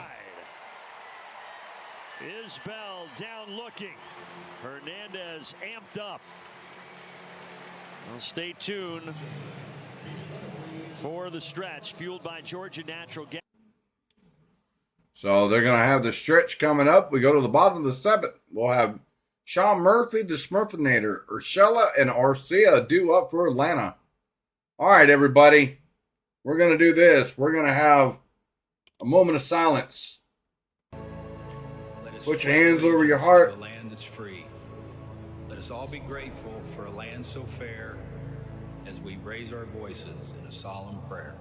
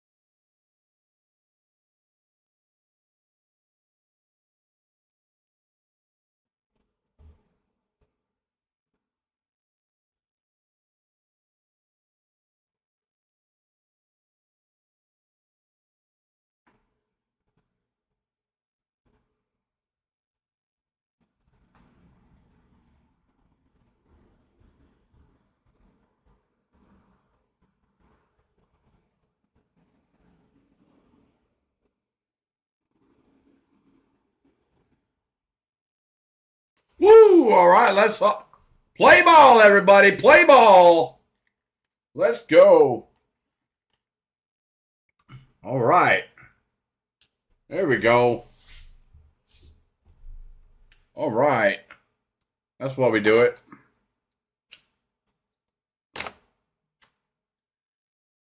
All right, so they are doing their little commentating for the 7th inning stretch. So we'll keep it right here, everyone.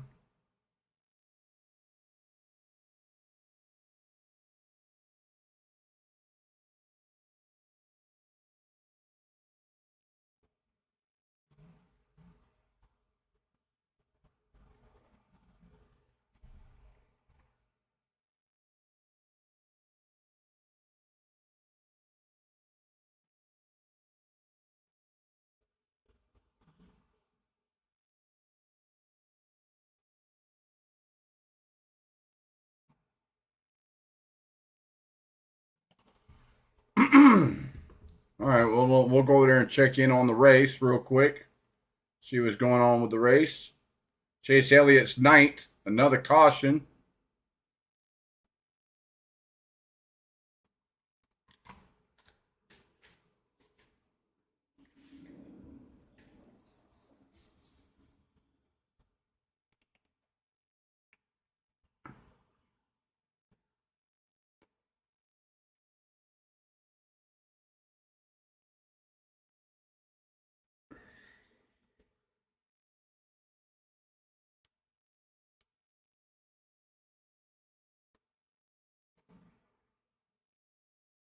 Okay. All right, so here we go.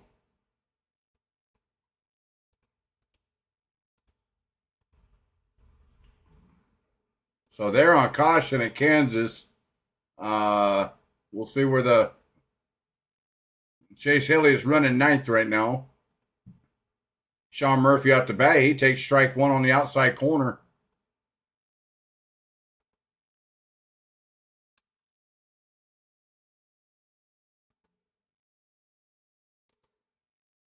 So the 0-1 pitch.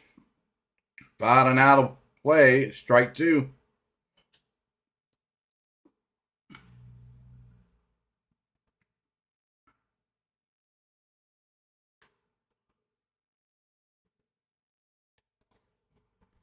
So the 0-2 pitch to Sean Murphy.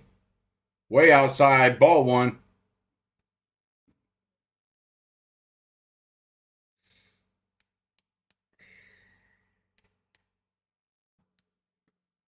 So here comes the 1-2 pitch. Foul to the screen. We'll do it again. 1-2.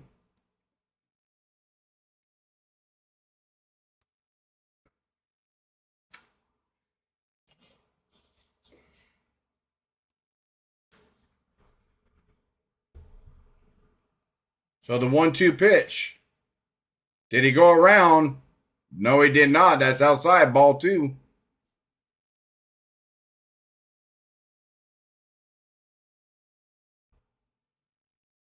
So the 2-2 pitch to Sean Murphy.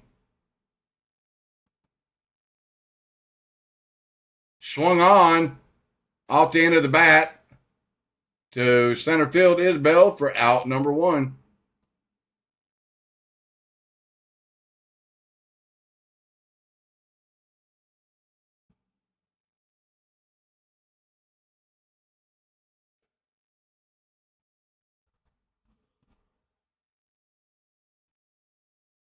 With a 351 average, an OPS of 10.54, 7 extra base hits, and 7 RBIs since Gio Urshela been playing on third. Little check swing, foul ball, strike one.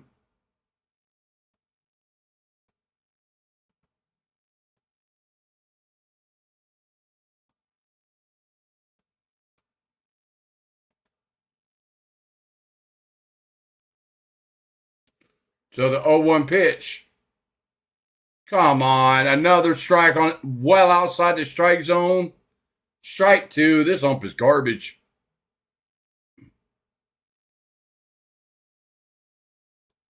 So the 0-2 pitch. To stay alive, Shella fouls that one off, so we go back to 0-2. That's right, everyone. Please hit that like button if you haven't already done so. There we go. We got over the 10 likes. Thank you so much, everyone. So the 0-2 pitch to Urshela. Way outside, ball one.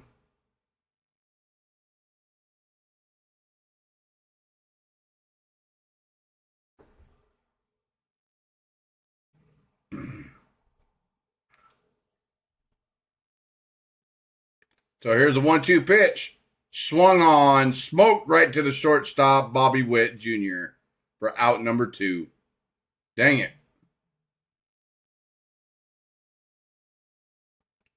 I know, right? Well, at least your chores got done there, Miss Laney.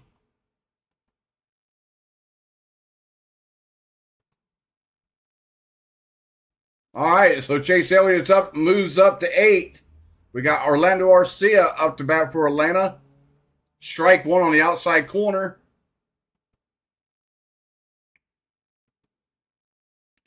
Here comes the 0-1 pitch. Woo, big swing and a miss. Strike two from Arcia.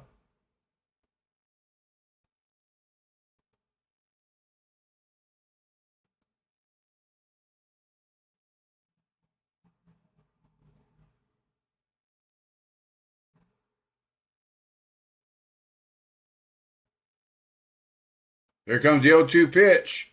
Downstairs, ball one.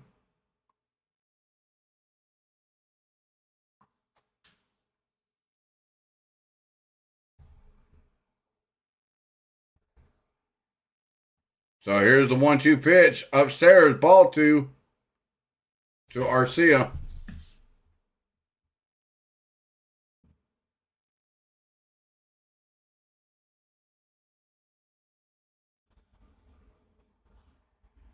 Here comes the 2-2 pitch. Downstairs in the dirt, ball 3.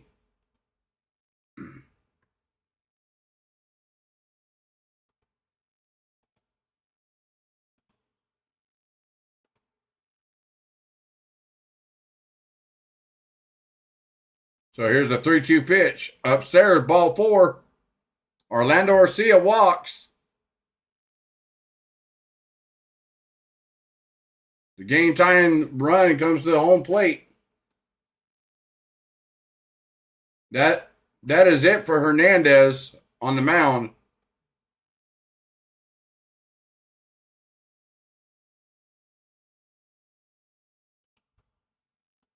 All right, let's go. So Michael Harris, the Kansas City Royals, is going to a mound change. Let's go. All right. All right, let's go with it. That's right. Let's go. All right, let's check in on the race. All right, Chase fell back to 9th. There was a caution on the track. So we'll see what's going on with that.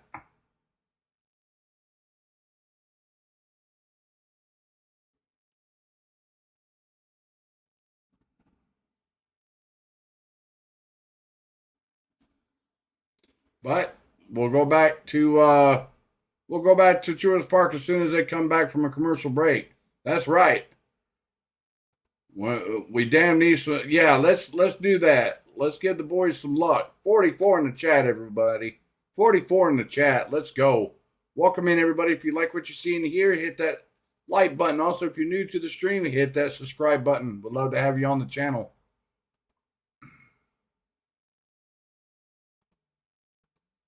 Right now, they're in a commercial break. My buddy Clan from Clan HBS is over there streaming the NASCAR race on his channel. His channel is linked in the description below. I'll go over there and tell him hey and what's up and give him a like over there if you want to do so. He's 1 like away from 20. And tell him that Mav sent you.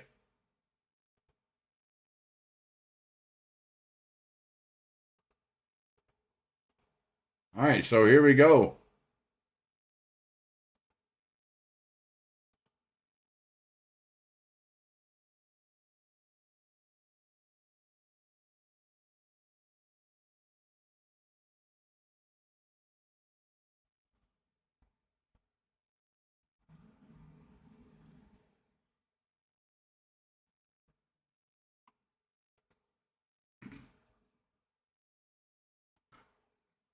Strike 1 to Michael Harris.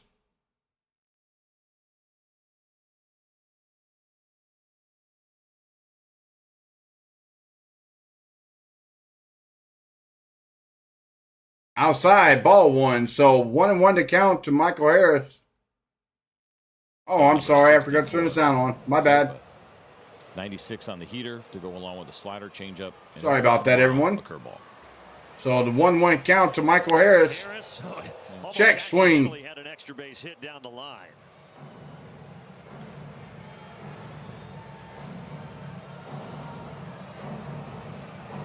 Zerpa just celebrated his 25th birthday 2 days ago. Maybe Michael can give him a belated birthday gift with a trip to the Chop House. Here's the 1-2 pitch.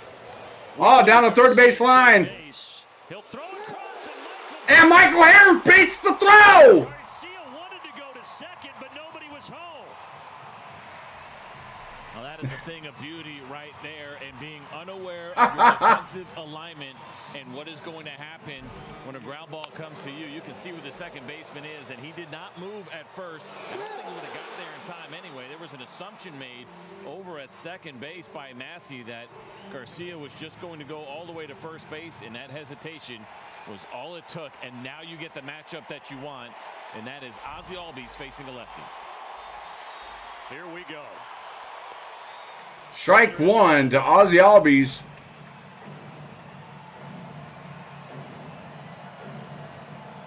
Ozzy 249 on the season, but folks, he hits 337 against Southpaws. Here comes the 0-1 pitch. Upstairs, ball one.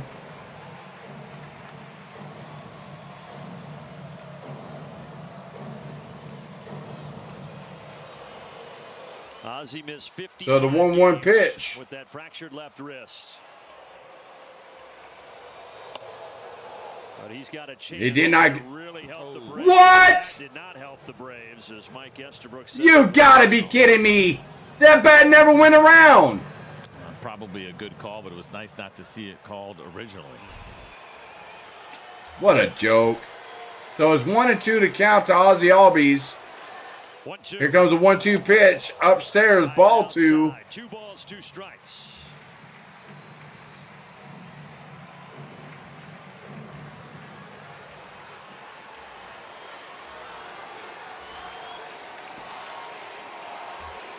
Oh, they're chanting his name. Ozzy, Ozzy.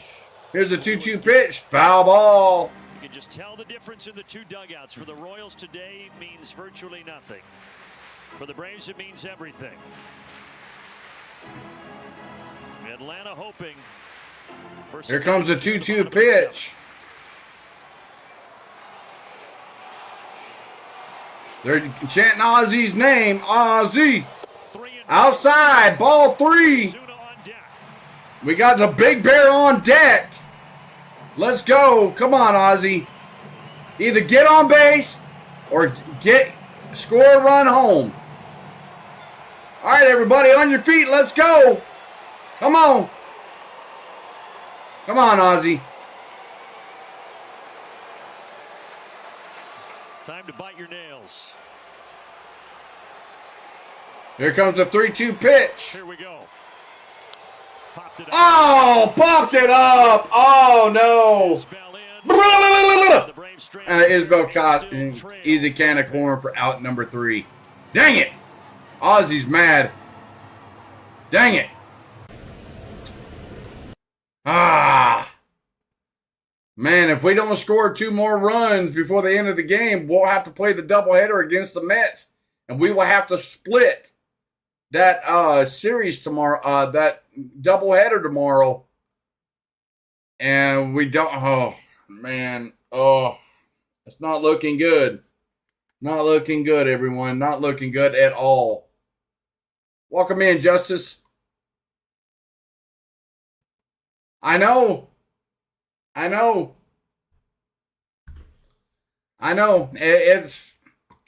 we're trying our best here. I mean, the Royals are bringing the stuff. It just Uncle Charlie put us in a bad hole right at the beginning of the game with a 3-run homer to Michael Massey, and that's all she wrote. And the Braves are trying to claw their way back slowly but surely, but we're running out of innings. So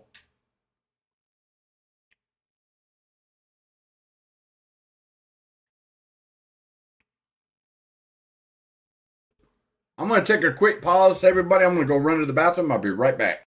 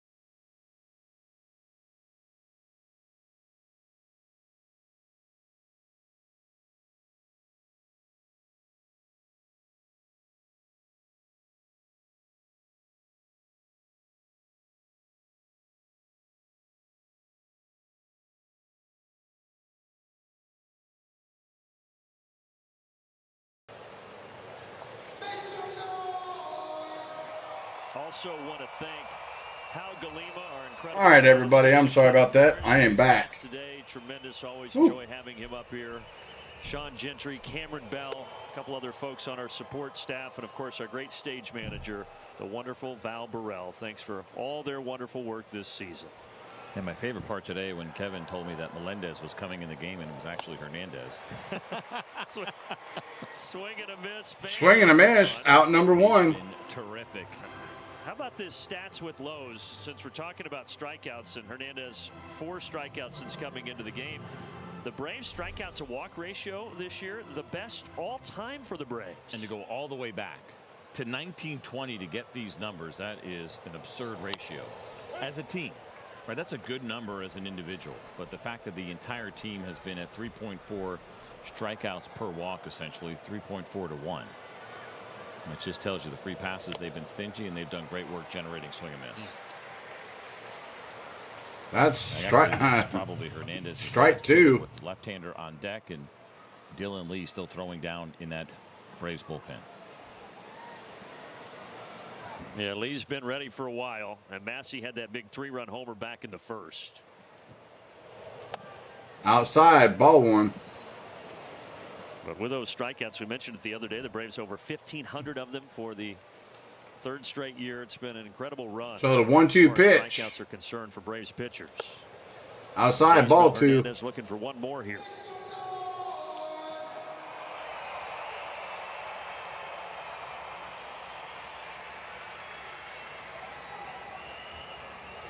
Struck him out. Swung and a miss. Strike 3. 2 outs. 5 strikeouts for Daysbel Hernandez. Absolutely incredible, and these are good hitters here. We're talking about Bobby Witt Jr., who's going to be a batting champion in the American League and a non-issue for Daysbel Hernandez. And safe to say for Hernandez, it has been a good day.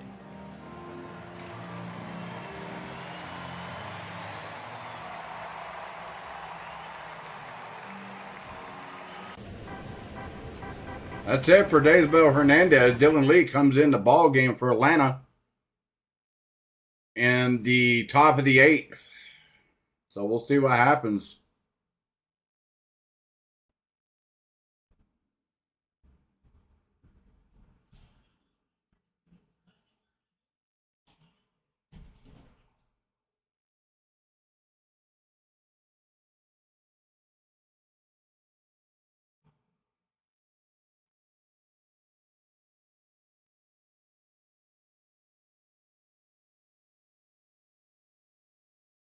All right.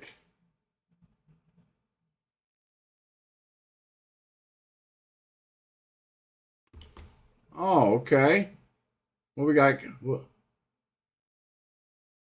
Oh, thank you, Laney. Thank you. Thank you, Laney. Thank you.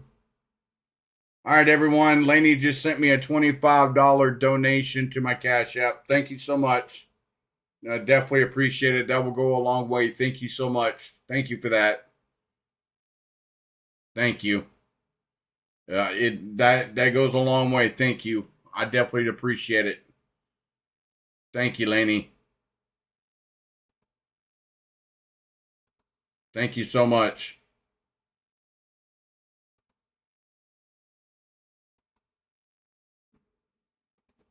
You're awesome.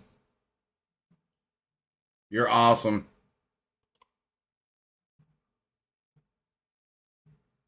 All right, CJ. So Lee's going to try to get Michael Massey here. Another guy coming out of the Braves bullpen with a plus slider. It has been on point all season long. Just a 184 batting average on that slider for Dylan Lee. Going back to the 6th inning, the Royals, their last 8 hitters, 7 of them have struck out. So here's the first pitch of Michael Massey. In there, strike 1, fastball. Dylan Lee starts Massey off with a strike. We're trying. Here comes the 0-1 pitch. On the outside corner, did not get the call. Ball 1. Got to do it. I know the broadcaster jinx all of it. I don't want to hear about it because I'm so amazed by what Dylan Lee has done this year that I think it has to be brought up. 1-1 pitch. Foul ball, strike 2. Left-handed hitters and 0 walks. He has not walked a left-handed hitter all season long. He has faced 75 of them. That's a ratio. I guess it's an infinity ratio because Yeah. it's 0. But well, and he's ahead here. Here's the 1-2 pitch. And foul ball again. I'd be really happy when he gets this guy out. Really happy. You're sweating over there. Good thing you got the sweatbands on. Just a little bit. Tempting fate. Just don't even get to a 3-ball count. Now, Just don't put me there. Now, if he had started out 1-0 or 2-0, would you have brought it up? Probably not. I waited to that first strike, and then that one that was almost a strike. I'm like, he's locked in. Nothing to worry about here. So here goes the 1-2 pitch to Michael Massey. He and Sean Murphy agree on the sign they want. And he struck him out. Struck him out. 0. Out number 3. We'll have Marcell Ozuna, Matt Olson, and Jorge Soler due up for Atlanta. Let's go. Let's go. All right, everybody. Let's see what we got going on here. All right.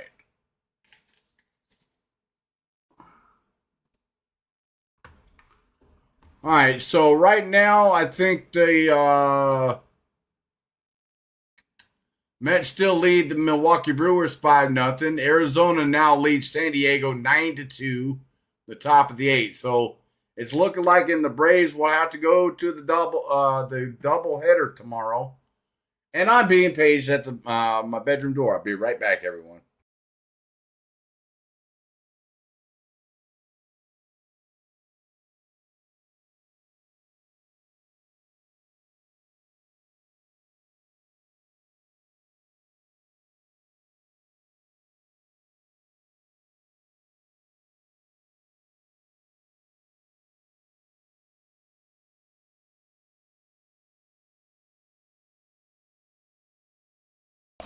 All right.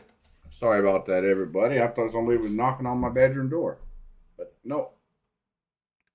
All right, everyone. Yeah, it looks like Braves might have to, unless they mount a rally here in the bottom of the 8th and the bottom of the 9th. Looks like we may have to be going to that doubleheader tomorrow. So.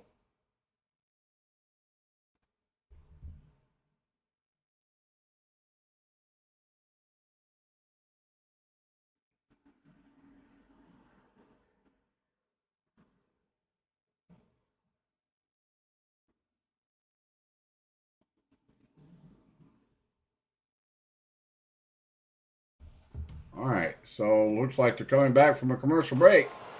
3 flyouts so far today for Marcell. We got the Big Bear.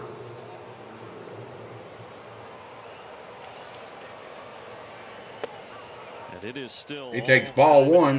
9-2, and all Mets 5-0 as they go to the 9th in Milwaukee. So if the Braves want to clinch today, they've got to come from behind here and win it. Otherwise, it's going to be some big baseball tomorrow at Truist Park between the Braves and the Mets.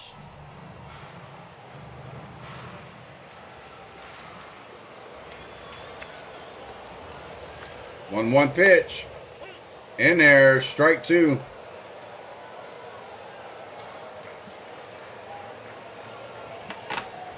Marcell will step out. Zerpa, he got Albies to end the 7th. Now he comes back out here for the 8th, does the lefty.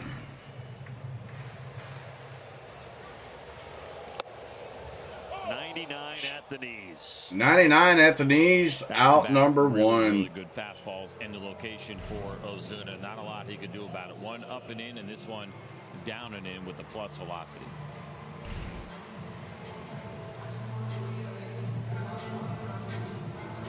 We got Matt Olson up to bat for Atlanta. Matt Olson extended that outside, ball 1. When he got hit by the pitch back in the 4th. Now he bats with 1 out in the 8th.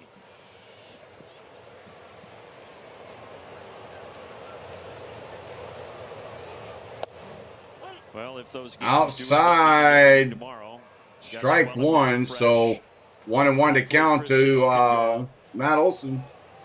And the Braves will just have to put all their cards. There's nothing wrong with that, D. 1-1 pitch in there, strike two to Matt Olson. How this thing is potentially There's nothing wrong with that at all, D. Whoever wins the first game, they're done. They're checking out. Right? And so you win the first game and you're in with the split, or you have one. So the 1-2 pitch. Say the Braves win the first one and the Mets win the second one. They're both in. And Matt Olson fouls that one off to stay alive, 1-2. I believe. Is that how it works? Yeah, the split will get both of them. And he broke a bat, so. The only way the Diamondbacks get in this scenario is if somebody loses both games. Yes, tomorrow. But if you win the first one, you're in. You're mentally checked out. And you're going to throw whoever you have to, position player at the end of a game. So here's the 1-2 pitch. And it does guarantee us way outside, ball two. Again, we went through the scenarios where, you know, what could guarantee actually 2 games, and this is the one that would guarantee us that 2 games have to be played tomorrow. Olson awaits a 2-2. Here's the 2-2 pitch. Swung on, hit it up the middle. Base hit. There we go. 1 out. Single. That's right. Small ball, baby. Small ball. Let's go. Let's go. Let's go. Come on, boys. Let's go. 44 in the chat, boys and girls. 44 in the chat. Let's go. We need to give these boys luck. We need to win this game today. Matt Olson at 107 off the bat. He hit that pretty hard to get that 1-out base hit. Let me tell you, there are 40,000 people here just waiting for something to burst out about. So Jorge Soler takes ball 1 upstairs. Pitching to the powerful right-handed hitter.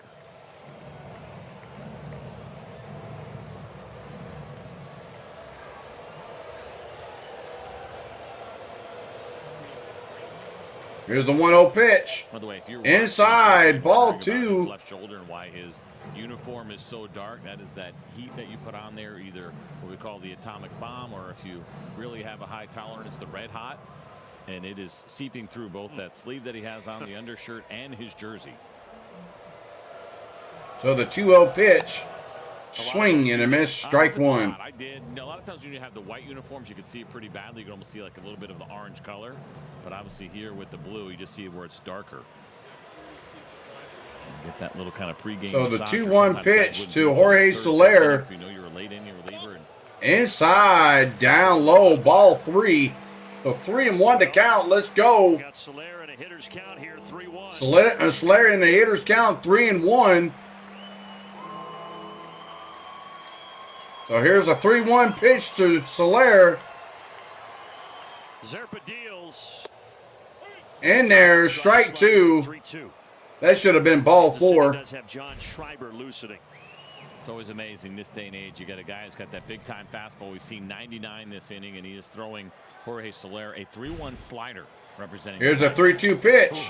Oh, that got a good piece of Fermin. You heard him. Oh, Fermin. Oh, man, he got a good piece of that. That's an injury delay. Soler's back. Let's take a look here. Yep, right on top, even though the shin guard is there. Oh, the ball.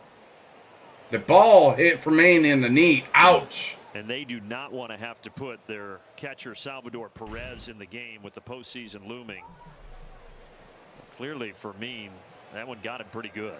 And he doesn't want to come out of the game for that reason as well. I mean, he wants to stay in the game, period. But he also wants to keep the captain on the bench and let him have a full off day as they get ready for the postseason.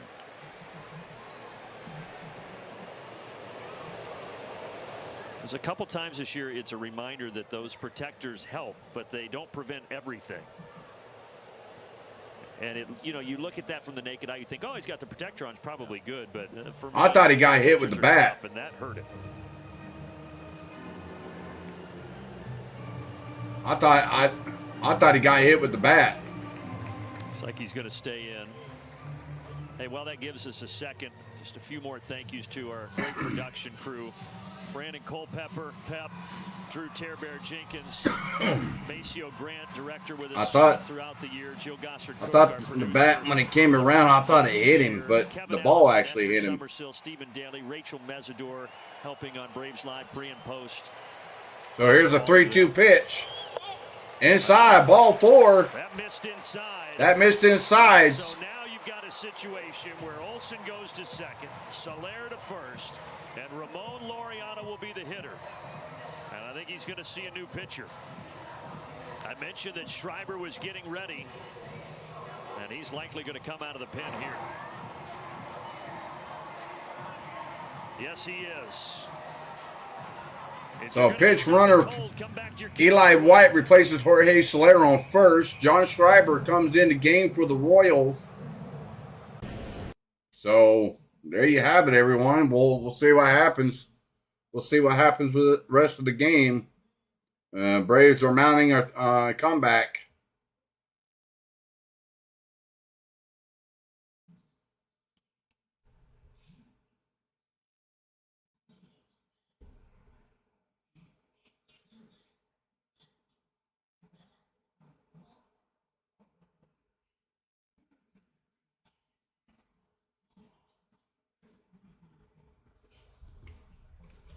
That's right. We need something. We definitely need something. I mean, we're definitely needing something to happen. So tune in over here on my buddy's stream real quick. Chase Elliott's still running that. That's still a good run so far for the number 9 team. Like I said, I'm a Georgia fan. I'm a Chase Elliott fan. So hey, it's all good.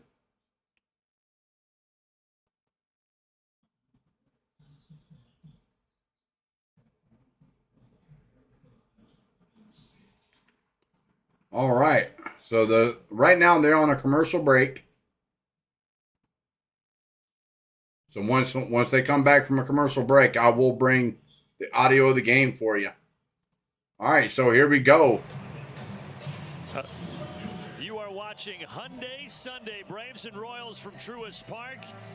And it's a big moment here in Hyundai Sunday. You got 2 on, and the runner at first now, Eli White. The Braves are going to take out Soler, get the speed of White on it first, representing the tying run. And the righty John Schreiber here out of the pen to face Laureano. First pitch in there, strike one. He's going to see that sweeper. There's a cutter in there, both kinds of fastballs, the 4 and the 2. He is a big-time ground ball pitcher. Strikeout rate is actually a little bit below league average there at 20%. But only 1 home run allowed in 51 innings. Outside, ball 1. So 1-1 to count to Ramon Laureano. Come on, we need something going here. That made it 4-2, and we've been there ever since. So the 1-1 pitch. A little check swing, foul ball. That's going to be strike 2.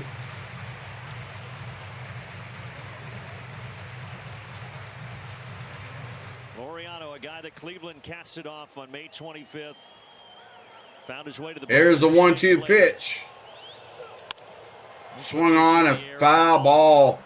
And into the seats. And Laureano, since putting on that Braves jersey, has turned his season around, hitting .300 with the Braves. So the 1-2 pitch. Schreiber's 1-2. Outside, ball 2. So 2-2 to count to Ramon Laureano. Hangs over the plate. The reality is it's tough to get the baseball in the air. So looking for potentially that sweeper away and trying to hit it to right field, or that sinker that could be coming back in and staying inside the baseball. So here's the 2-2 pitch. Foul ball to stay alive. There's a 2-seamer and a pretty good one.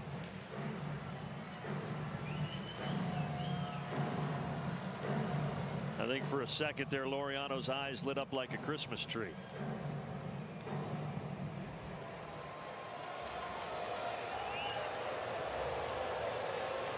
Here's the 2-2 pitch. Got him. Swing and a miss. Strike 3. 2 outs. That is tough. Schreiber wins the battle against Laureano. 2 outs.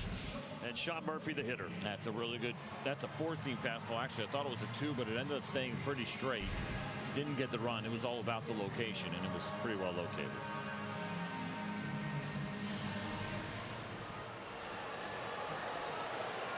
Sean 0 for 3 today. So Sean Murphy up to bat. The Smurfinator. Swing and a miss. Strike 1. Swinging through it.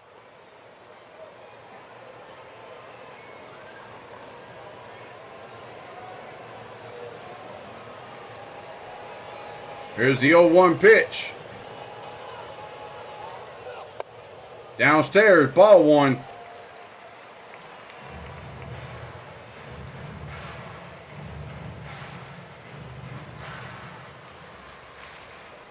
A lot of nervousness over that Braves dugout, seeing if they can come from behind here in the 8th. Here comes a 1-1 pitch.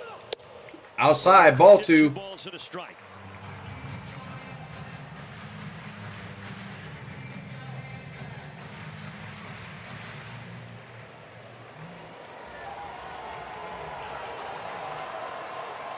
Here comes the 2-1 pitch. A couple of days ago here against the Royals. Swung on and fouled out of play. Strike 2. So you watch the trends of the right-hander in front of you, and what did we see? The sweeper away and then coming back with the fastball in. Pretty typical of these type of right-handed ground ball pitchers. So no doubt for Sean Murphy, part of that's got to be in the back of his mind. Will he see that fastball in? Here goes the 2-2 pitch. Swing and a miss. Strike 3. Back-to-back strikeouts, and it's still 4-2. Still 4-2. We go to the top of the 9th. Dang it. Just come up a little short. Darn it. Ah. Man. That's rough. Come on, boys. We got to do something.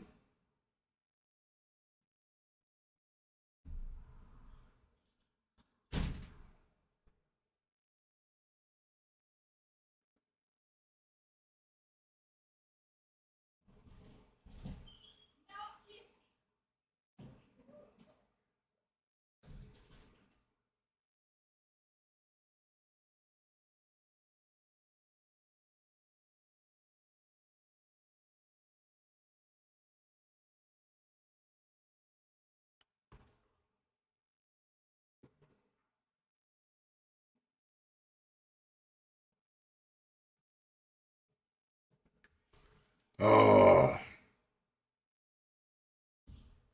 This is, oh. Yeah. We got the top of the 9th. Eli White stays in the game as the right fielder for Jorge Soler. And we're probably going to see, oh no, we're not seeing Raizel Iglesias. Okay. Okay. So it looks like Dylan Lee stays in the ball game for Atlanta. So I guess if we lose this game, we go to tomorrow's doubleheader, and it looks like it will look like Raizel Iglesias will pitch tomorrow. Yeah, we'll see. Yeah, Arizona's leading that game 11-2 in the bottom of the 8th. And Mets still lead it bottom of the 9th against Milwaukee 5-0. And it looks like that game just got over with. No, that game's still going on. I'm sorry. So bottom of the 9th for Milwaukee. They got a runner on second with 2 outs. Mets still lead at 5-0. So that's going to be rough. Lee came on and got Massey swinging to end the 8th. Quite a run.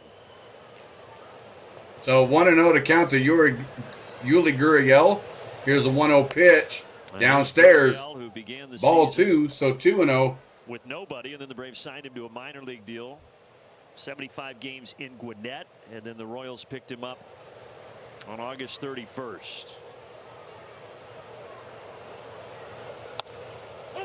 So he went in there, strike 1, 2-1. Major League Baseball to playing in the postseason and hitting cleanup for a contending ball club.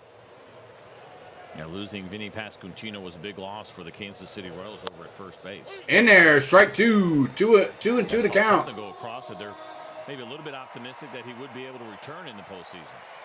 And that would be a big boost for them. 97 runs driven in for Pasquantino. He is a really good first baseman. Got him. Oh, come on, up. That's been strike 3 all day long. That's ball 3, 3-2. That looked like a really good pitch and a strike. Yep. That was in the strike zone. So 3-2 pitch. And fouls it off. We'll do it again. 3-2. It was a broken thumb on August 29th that put him out of the lineup, and that's why they called the Braves and said, hey, we would like to get Yuli Gurriel from Gwinnett. And the trade happened in exchange for some cash. So the 3-2 pitch. And foul it off. We'll do it again. 3-2.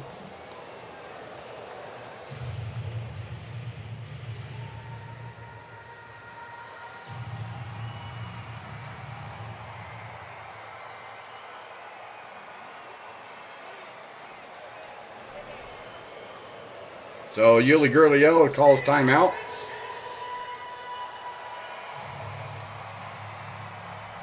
Come on, let's go. Welcome in, everybody. Welcome in. We're in the top of the ninth. Royal lead of 4-2. 3-2 pitch fouled off again. We'll do it again. 3-2.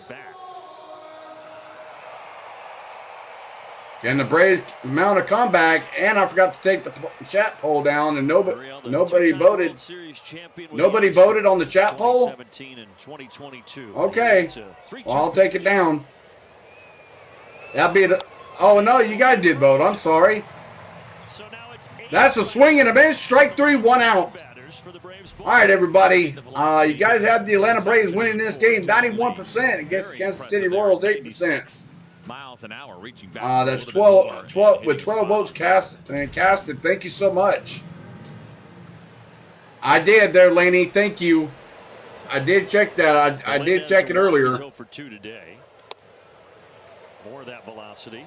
That is the swing and strike. Strike 1.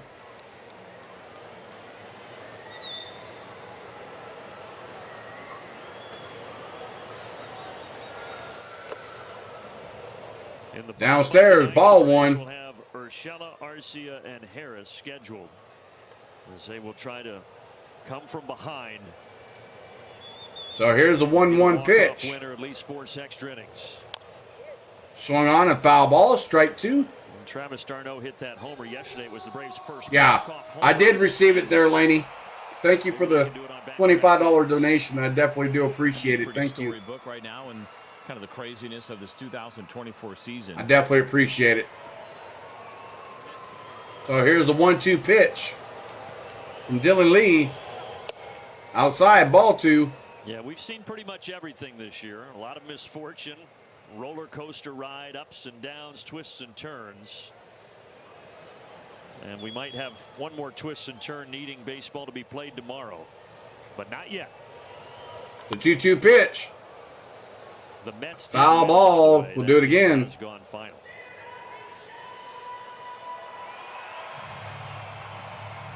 And 11-2 for Arizona right now over San Diego with 2 outs in the ninth.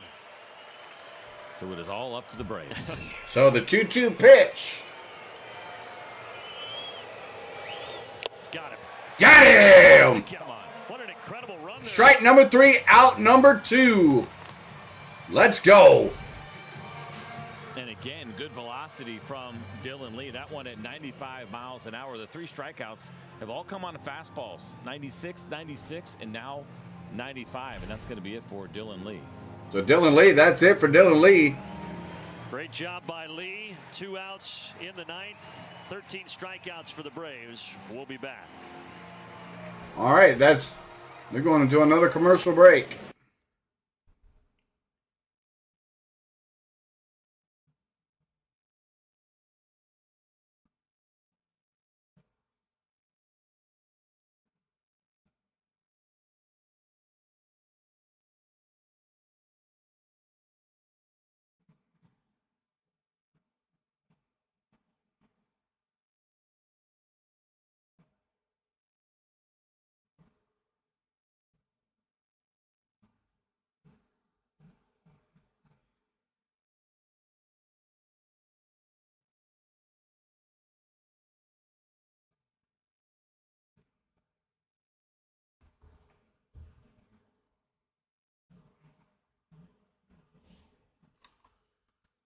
Oh my goodness. No, he did not, Snit.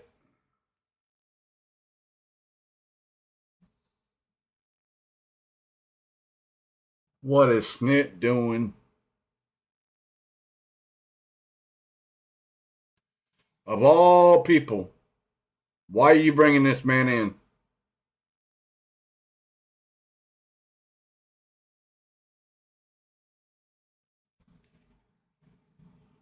Let's put it this way. They're bringing in Luke Jackson, everyone.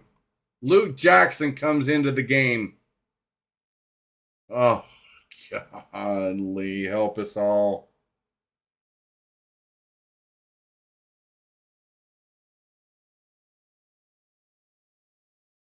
Oh. Braves.com/tickets. It's a traditional doubleheader if there are 2 games, and it will start at 1 o'clock. Arizona won. There will be 2 games here. There will be 2 games here tomorrow. Thank you. At Truist Park. Arizona just won. I can't believe what's going on right now. This last day. But this ball game is not over yet. That's right. That's right. I take that back. That's a good point. Braves you know what? can still clinch here. Let me correct myself on that. You're right. Because when the Braves come back and win this thing, there will only be 1 game here tomorrow. That's exactly right. Thank you, Brandon. All right, Luke Jackson trying to get Renfroe. And there's strike 2 to Hunter Renfroe. Oh.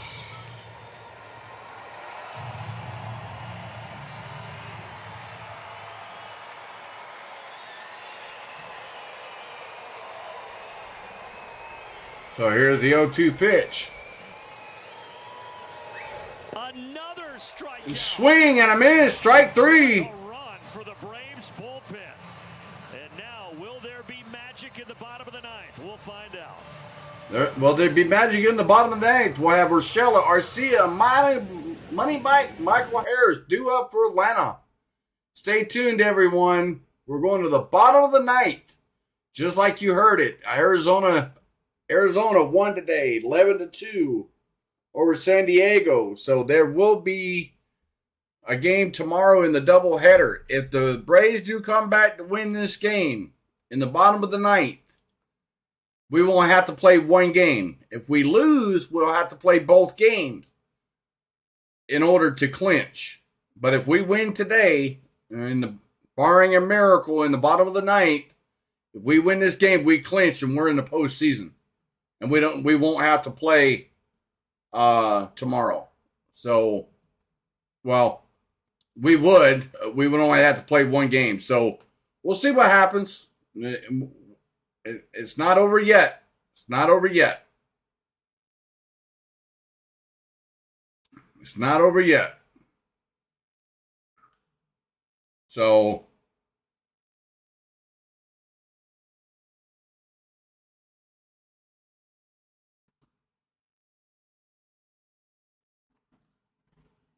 all right. So barring a miracle, get whatever makes you feel lucky, your statue, your City Connect hat, you name it. Here we go. Go to the bottom of the 9th with the Braves down 4-2. Embrace the Race, brought to you by Racetrack. As CJ mentioned, those 2 games finals, Diamondbacks 11-2, Mets 5-0. So the Braves can only clinch today if they win here. And they've got some work to do. Otherwise, it will be a huge Monday at Truist Park. And Chris Bubich is the reliever here out of the bullpen. Good numbers. Is Bubich overpowering guy? You can see just 5 walks on the season, so he is going to be in the strike zone. 60% ground ball rate. Very difficult to get the baseball in the air against Bubich. Fastball sits around 93. Slider changeup 2-seamer in there as well for the left-hander. So Darno is on deck to hit for Arcia, but right now it's all about Gio Urshela. Inside, ball 1 to Gio Urshela.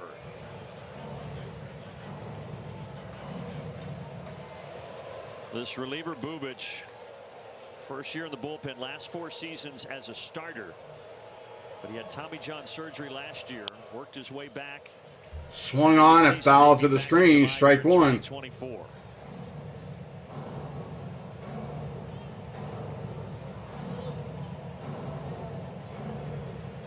Zero saves in his professional career at any level. Let's keep it that way. Absolutely. All right, here we go. Let's hope.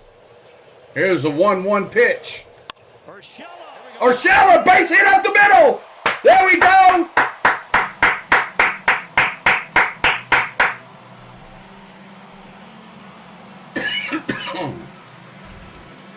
Nice piece right here by Urshela. Get that slider right in the middle of the zone. He goes right back up the box. And immediately a visit from his pitching coach. And you wonder if they're going to get somebody up in the bullpen. Mentioned this has not been his traditional role. It's not a big deal necessarily to the Kansas City Royals. But they obviously care enough that they're going to have a pitching coach visit one hitter into this 9th inning. And one really good hitter coming up. And guess what this hitter And guess who's coming up, everybody? Is D-Train. In the bottom of the night last night, he had a walk-off home run for D-Train to straightaway center. D-Train comes up to the plate. Everyone. This afternoon. That was a fun one last night for Travis d'Arnaud. By the way, if you're wondering about the scene in Arizona right now, the Diamondbacks are watching this thing unfold, right? The idea that the Braves come back and win this thing is not good news for them. 40,000 here at Truist Park, hoping that the Braves do have a comeback in their hat. So, D-Train calls timeout.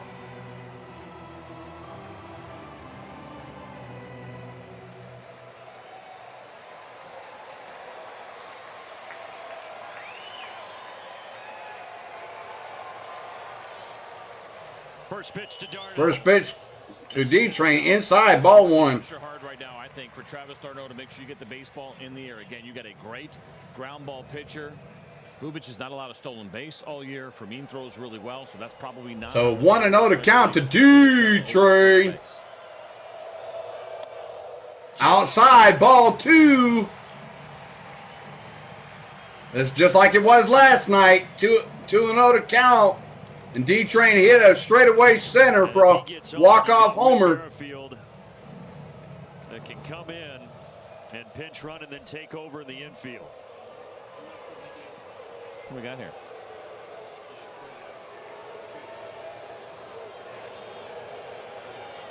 Not sure what Laz Diaz was talking to Eric Backus about there. There were no violations. It's still 2-0.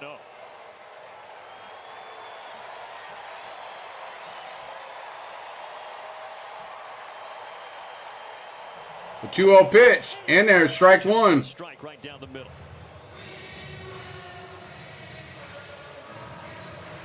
Let's go.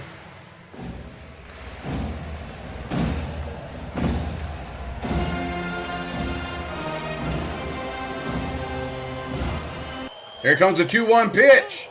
In there for strike two.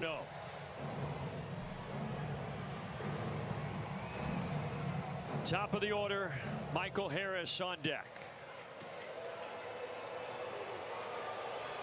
Here comes the 2-2 pitch. 2-2 pitch. And into the second. And foul balls to stay alive, 2-2.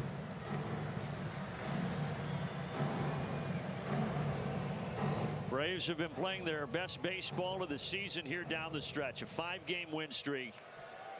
Down 4-2 though here in the 9th. Here's the 2-2 pitch to D-Train.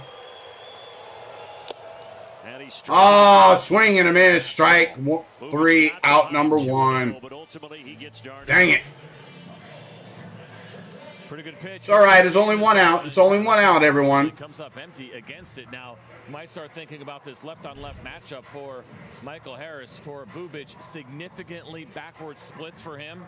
He's been much better against right-handed hitters. Batting average 100 points lower. OPS about 160 points higher for the left-handed hitters.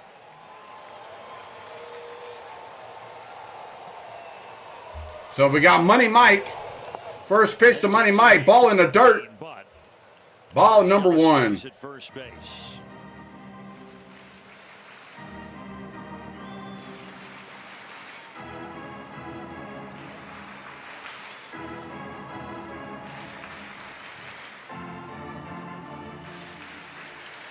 See it right there. That's significant for a left-hander. Again, he's not overpowering. It's not a big breaking ball.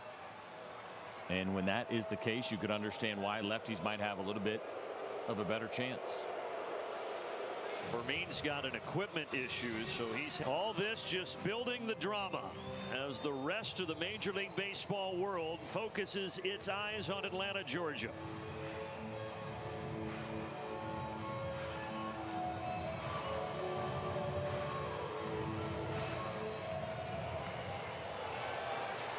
Come on, baby. Come on, money. Here's the 1-0 pitch. The 1-0. Strike one. Pitch that he is comfortable with to even the count. Doesn't throw it to lefties very often, just 2% of the time. So that one probably surprised Michael. Michael, who has 16 homers this year, 8 of them have come. Here's the 1-1 pitch. But he's down. Foul ball, strike 2. That's right, everybody. Come on, money. Come on, money. Come on, money.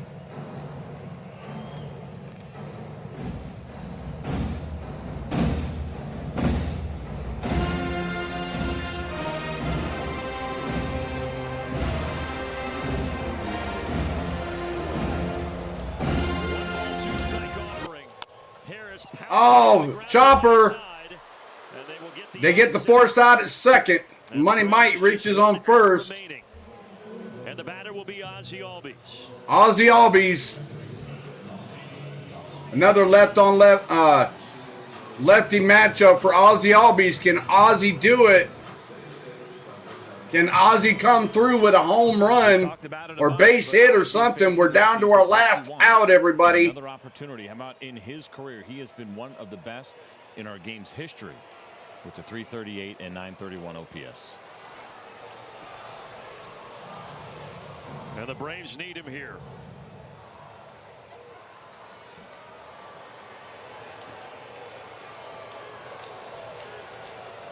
Two outs for Bubic. The lefty deals. Ozzie takes a big hat. Ozzie's 2 for 3 with 2 RBIs against Bubic. With 2 RBIs. If you're just tuning in, we know that the Mets are coming here tomorrow. The question is, will the Braves have clinched and be worry-free, or will those games be stressful? As of right now, the answer is stressful. So here's the 0-1 pitch. Outside, ball 1.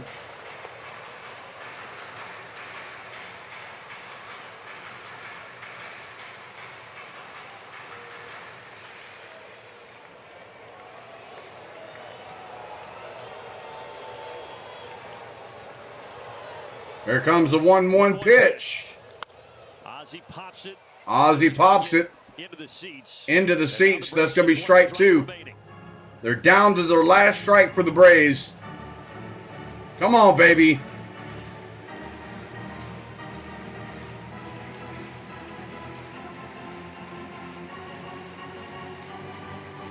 Come on. Come on, Ozzie. Harris still down at first base. Ozzie representing the tying run at the plate. The 1-2 pitch. Ground ball. Ground ball. He's got it. DeWitt fires over to first. And they say he's out at third or out at first. They probably will challenge it, but no, they're not even going to mess with it. They're not even going to mess with it. Spoil the party. That is it. And the Braves and the Mets. That is ball game. Will play for all the marbles here tomorrow. Royals win the game 4-2. Really did not anticipate that would happen, and that is that all 3 teams are alive right now. So that is it, everyone. That is the ball game. To town tonight for that doubleheader tomorrow. So there's going to be a doubleheader tomorrow against the Mets. So we will play both of those games tomorrow afternoon. Tomorrow afternoon. Not the outcome we wanted, but hey. Because this season is far from over. The Braves still controlling their destiny with everything in front of them. So that is it. Again tomorrow, folks. Now the Braves live post-game crew, Trevor, Peter, they'll break all of it down. Talk to you about. All right. Well, hold on, everybody. I'll be right back. All right. Give me 1 second. Be right back.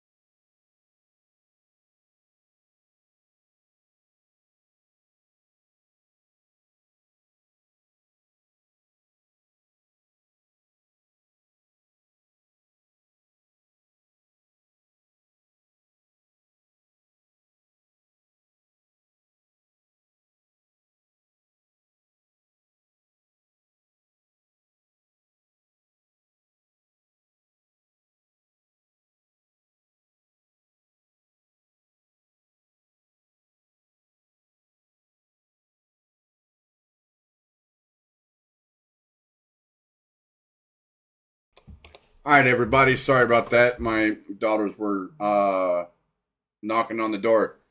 Thank you, Laney. Thank you. All right, everybody. You heard it there first.